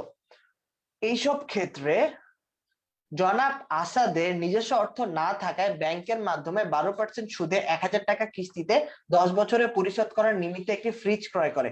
সে কি ক্রয় করছে, সে কিন্তু ফ্রিজ ক্রয় করছে। সো ফ্রিজ কিন্তু একটি ভোগ্য পণ্য, এটা তোমরা মনে রাখবে, যেটা আমরা ভোগ করি। গৃহায়ণ ঋণ তখনই হতো যখন তিনি বাড়ি করার জন্য ঋণ নিত। সো এখানে কিন্তু হবে, এটাকে বলা হচ্ছে ভোক্তা ঋণ। কোনো ভোগ্য পণ্য গ্রহণ করার জন্য যখন ঋণ গ্রহণ করা হয় সেটাকে ভোক্তা ঋণ বলা হয়। সো আমি আশা করবো তোমরা এটা বুঝতে পারবে যে এটার সঠিক উত্তর কিন্তু দাঁড়াচ্ছে ভোক্তা ঋণ, বা ভোগ্য পণ্য ক্রয় করার জন্য যে ঋণটা নেওয়া হয় এটাকে ভোক্তা ঋণ অ্যাকচুয়ালি বলা হয়। সো আমি আশা করবো জিনিসটা তোমরা বুঝতে পেরেছো যে ভোক্তা ঋণ কাকে বলা হয়। হ্যাঁ, তো এরপরে আমরা আসি যে অর্থের সময়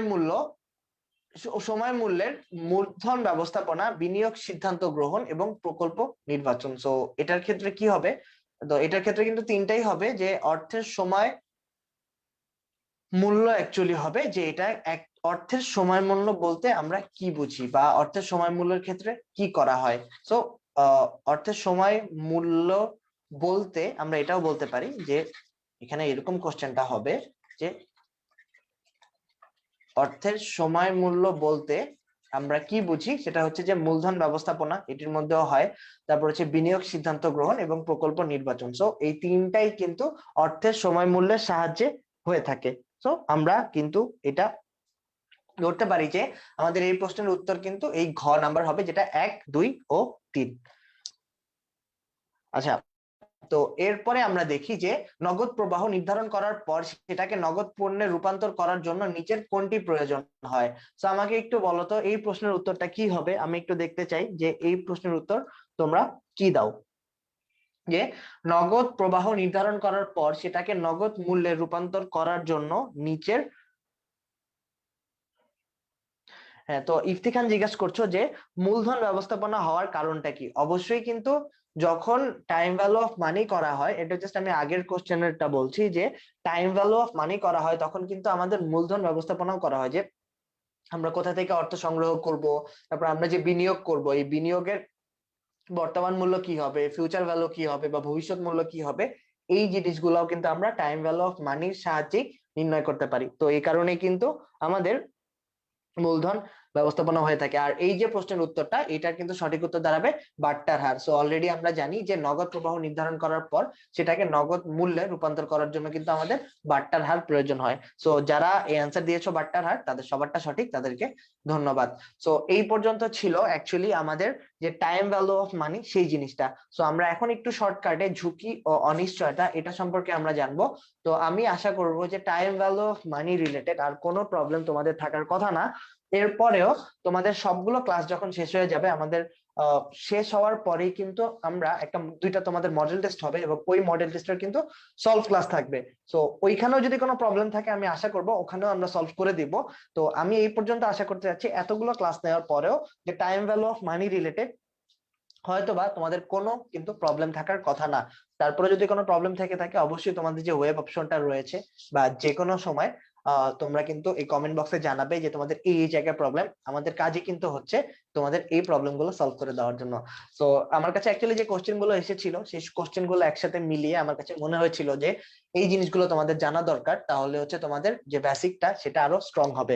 so time value of money related সবকিছু তোমরা বুঝতে পেরেছো কিনা, এতক্ষণ পর্যন্ত আমরা যতগুলো ক্লাস করেছি সেগুলো বুঝতে বুঝতে পেরেছো কিনা আমাকে জানাও। আমরা ঝুঁকি ও অনিশ্চয়তা রিলেটেড খুব শর্টকাট কিছু জিনিস জানবো, এরপরে আজকে আমরা ক্লাসটা শেষ করে দিব। তো এরপরে আমরা আগামী কালকেও কিন্তু আমরা ঝুঁকি ও অনিশ্চয়তা নিয়ে আলোচনা করব। সো আমাকে এখন একটু জানাও যে time value of money related কোনো প্রবলেম তোমাদের আছে কিনা। তাহলে কিন্তু না থাকলে কিন্তু আমরা ঝুঁকি ও অনিশ্চয়তা এই ক্লাসে আমরা শিফট করে ফেলতে পারি বা এটা নিয়ে আমরা কথা বলতে পারি। হ্যাঁ, সো আমি দেখতে পাচ্ছি জান্নাত আমাকে বলছো যে ভাই এটা ক্লিয়ার। সো আমি আশা করবো যে তোমরা বাকিদেরও কোনো প্রবলেম থাকার কথা না, তারপরে লাস্টবারের মতো বলছি যদি কোনো প্রবলেম থেকে থাকে অবশ্যই জানাবে, আমরা চেষ্টা করব সেটা সলভ করে দেওয়ার জন্য। সো এবার আমরা আসি যে ঝুঁকি ও অনিশ্চয়তা কাকে বলা হয়। সো সাব্বির হাসান বলছো যে তুমি ফিউচার ভ্যালু অফ অ্যানুইটি বুঝো নাই। সো ফিউচার ভ্যালু অফ অ্যানুইটিটা আমরা আবার আলোচনা করব, এটা নিয়ে কোনো চিন্তা করার কিছু নেই। এরপরেও যদি কোনো প্রবলেম থাকে আহ আমরা সেগুলো সলভ করে দেওয়ার চেষ্টা করবো, বাট ইনিশিয়ালি আমরা একটু ঝুঁকি অনিশ্চয়তা সম্পর্কে জানি। ফিউচার ভ্যালু অফ অ্যানুইটি নিয়ে যদি আরো প্রবলেম থাকে তুমি একটা কাজ করতে পারো, তুমি একটু ক্লাসটা শেষ হলে ব্যাকে গিয়ে বসতে পারো, তারপরে যদি কোনো প্রবলেম থাকে ওটা আমরা অবশ্যই যে আমাদের সলভ ক্লাস গুলো থাকবে ওটাতে আমরা সলভ করে দিব। সো এটা নিয়ে আসলে চিন্তা করার কোনো কারণ নেই। তো এবার আমরা আসি যে ঝুঁকি অনিশ্চয়তা কাকে বলে। ইফতি খান আমাকে বলছো যে প্রত্যাশিত ফলাফল থেকে প্রকৃত ফলাফল ভিন্ন হওয়ার আশঙ্কাই হচ্ছে ঝুঁকি। হ্যাঁ, এটা একটা সঠিক। তারপরও আরেকটা সহজ যে আমাদের সংজ্ঞা রয়েছে সেটা হচ্ছে যে অনিশ্চয়তার যে অংশ পরিমাপযোগ্য, অনিশ্চয়তার যে অংশ পরিমাপযোগ্য তাকেই ঝুঁকি বলা হয়। অর্থাৎ এই যে দেখো অনিশ্চয়তা, এই অনিশ্চয়তার যে অংশটুকু আমরা পরিমাপ করতে পারবো সেটাকেই ঝুঁকি বলা হয়। আমরা যেটা একটা উদাহরণ দেখি জিনিসটা হচ্ছে এরকম, মনে করো আগামীকালকে, যদিও এখন বৃষ্টি বৃষ্টি কিছু হয় না, তারপরে যা ধরে রাখো যে মনে করো আগামীকালকে আমরা ধরলাম বৃষ্টি হতেও পারে নাও হতে পারে। এই যে বৃষ্টি হতেও পারে নাও হতেও পারে, আবার না হতে পারে। তার মানে এখানে কিন্তু কোনো পার্সেন্টেজ নেই, তার মানে এটা হচ্ছে অনিশ্চয়তা, বৃষ্টি হলেও হতে পারে নাও হতে পারে। এবার আমরা আসি ঝুঁকি। ঝুঁকি তাহলে কাকে বলে? কালকে বৃষ্টি হওয়ার চান্স, আমরা ধরে নিলাম এরকম কালকে বৃষ্টি হওয়ার চান্স 10% বা হচ্ছে 20%, এই যে যেই অংশটা আমরা পরিমাপ করতে পারলাম এটাকে বলা হচ্ছে ঝুঁকি। এবং এই যে কালকে বৃষ্টি হতেও পারে নাও হতে পারে, এটা হচ্ছে আমাদের অনিশ্চয়তা। সো এটা হচ্ছে আমাদের ঝুঁকি অনিশ্চয়তা আমাদের মেইন ডিফারেন্স, যে ঝুঁকি পরিমাপযোগ্য কিন্তু অনিশ্চয়তা পুরোপুরি অপরিমাপযোগ্য। অর্থাৎ অনিশ্চয়তার ক্ষেত্রে কিন্তু পরিমাপ করা যায় না, কিন্তু ঝুঁকি পরিমাপ করা যায়। সো আমরা যদি এরকম ধরি যে তোমাদের এসএসসি পরীক্ষা আগামী মাসে হওয়ার চান্স 20%, সো কারো কারোর জন্য এটা রিস্কি হতে পারে কারণ অনেকে সিলেবাস শেষ হয়নি। সো এই যে 20% হওয়ার সম্ভাবনা আছে এটা হচ্ছে ঝুঁকি। পরীক্ষা হতেও পারে নাও হতে পারে, ওটা হচ্ছে অনিশ্চয়তা। সো তার মানে কি হলো যে ঝুঁকি পরিমাপ করা যায়, অনিশ্চয়তা পরিমাপ করা যায় না, অথবা অনিশ্চয়তার যে অংশ পরিমাপযোগ্য তাকে ঝুঁকি বলা হয়। তো আমি আশা করছি তোমরা এই জিনিসটা বুঝতে পেরেছো যে কোনটা ঝুঁকি কোনটা অনিশ্চয়তা। এটা যদি তোমরা বুঝতে পারো আমাকে জানাও, তাহলে হচ্ছে আমরা নেক্সট যে স্টেপটা রয়েছে সেই স্টেপে চলে যাব। তো এরপরে দেখো আমাদের যে ঝুঁকির উৎস, তো এই ঝুঁকির উৎসটাকে দুই ভাগে ভাগ করা হয়। একটা হচ্ছে ব্যবসায়িক দৃষ্টিকোণ থেকে ঝুঁকি এবং আরেকটা আছে বিনিয়োগকারী দৃষ্টিকোণ থেকে ঝুঁকি। অর্থাৎ আমাদের এই ঝুঁকির উৎসটাকে দুই ভাগে ভাগ করা হয়, ব্যবসায়িক দৃষ্টিকোণ এবং বিনিয়োগকারীর দৃষ্টিকোণ থেকে। তো এই দেখো ব্যবসায়িক যে দৃষ্টিকোণ এটা হচ্ছে ব্যবসায়িক ঝুঁকি এবং আর্থিক ঝুঁকি, এবং এই যে বিনিয়োগকারীর দৃষ্টিকোণ সেটা হচ্ছে সুদ হারের ঝুঁকি এবং তারল্য ঝুঁকি। তো এখন আমরা মেইনলি এই জিনিসটা সম্পর্কেই জানবো যে এটা অ্যাকচুয়ালি কি। সো এরপরে আমাদের যে আসে যে ব্যবসায়িক, এরপরে আসে আমাদের ব্যবসায়িক যে দৃষ্টিকোণ থেকে ঝুঁকি, এটা কাকে বলে? তো এটা জিনিসটা হচ্ছে যে ব্যবসায়িক ঝুঁকি হচ্ছে আমাদের প্রতিষ্ঠানে কিন্তু কিন্তু কিছু পরিচালন ব্যয় থাকে, যেমন ধরো কাঁচামাল ক্রয়,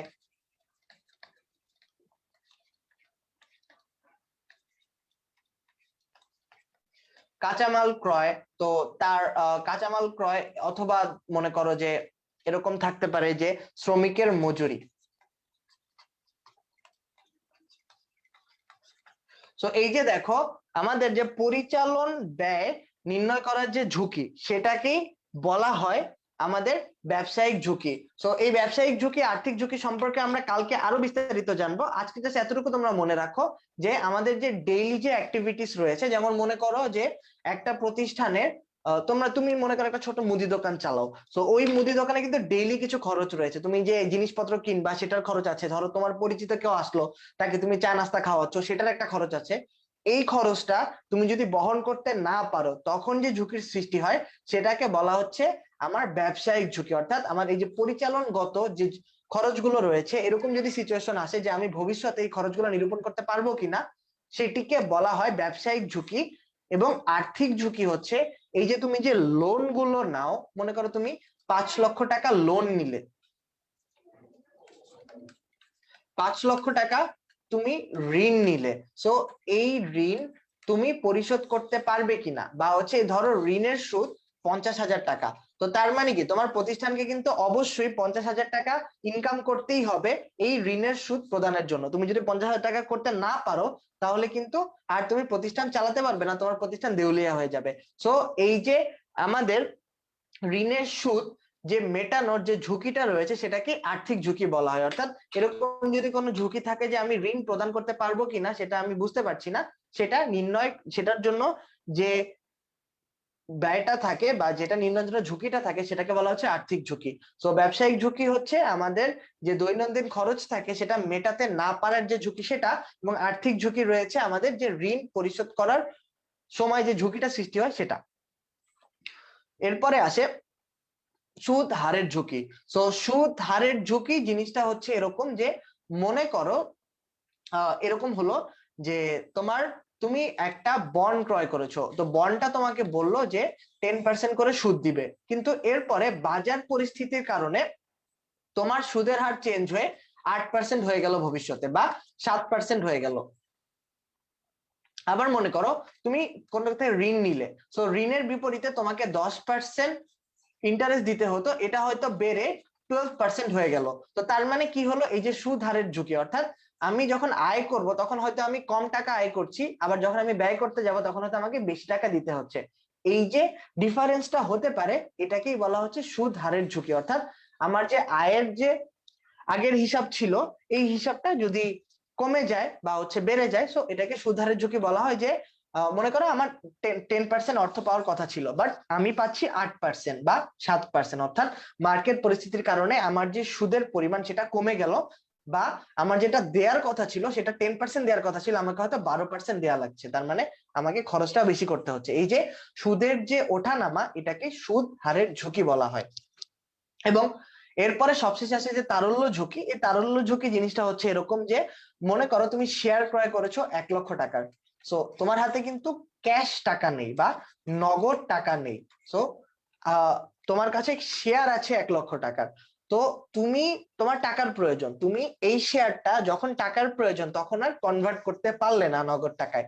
এই ধরনের যখন ঝুঁকি আসে তখন সেটাকে তারল্য ঝুঁকি বলা হয়। যেমন মনে করো যে তোমার হাতে, মনে করো তোমার একটা সাইকেল আছে, সো তুমি জানো সেই সাইকেলটার ভ্যালু হচ্ছে 10,000 টাকা। তার মানে কি তুমি 10,000 টাকার মালিক, এটা আমি বলতে পারি। বাট তোমার এমন একটা সিচুয়েশন আসলো যে তোমার নগদ টাকার প্রয়োজন, তখন তুমি কি করবে? তোমার হাতে তো নগদ 10,000 টাকা নেই, তোমার হাতে একটা সম্পদ রয়েছে যেটা বিক্রি করে তুমি হয়তো 10,000 টাকা পেতে পারো।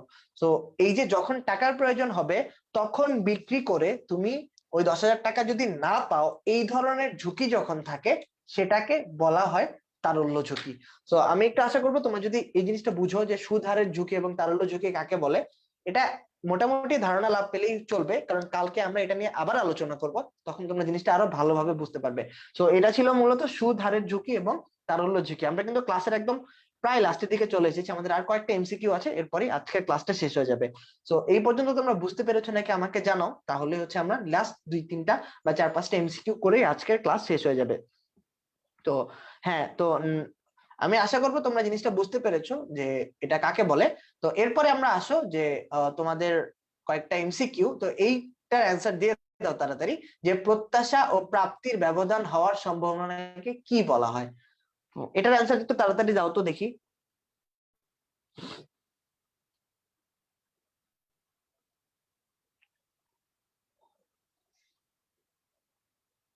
আমাকে একটু বলো যে প্রত্যাশা ও প্রাপ্তির ব্যবধান হওয়ার সম্ভাবনাকে কি বলা হয়? হ্যাঁ, আমরা কিন্তু জানি এটিকে কিন্তু ঝুঁকি বলা হয়। এরপরের যে প্রশ্ন, প্রত্যাশিত আয় ও প্রকৃত আয়ের বিচ্যুতি থেকে কি পরিমাপ করা হয়? তো আমাকে একটু বলো তো যে প্রত্যাশিত আয় ও প্রকৃত আয়ের বিচ্যুতি থেকে কি পরিমাপ করা হয়? তো আমরা কিন্তু জানি এখান থেকে ঝুঁকি পরিমাপ করা হয়। এরপরের যে প্রশ্ন, বিনিয়োগকারী বন্ড অথবা ডিবেঞ্চার ক্রয় করলে কিসের সৃষ্টি হয়?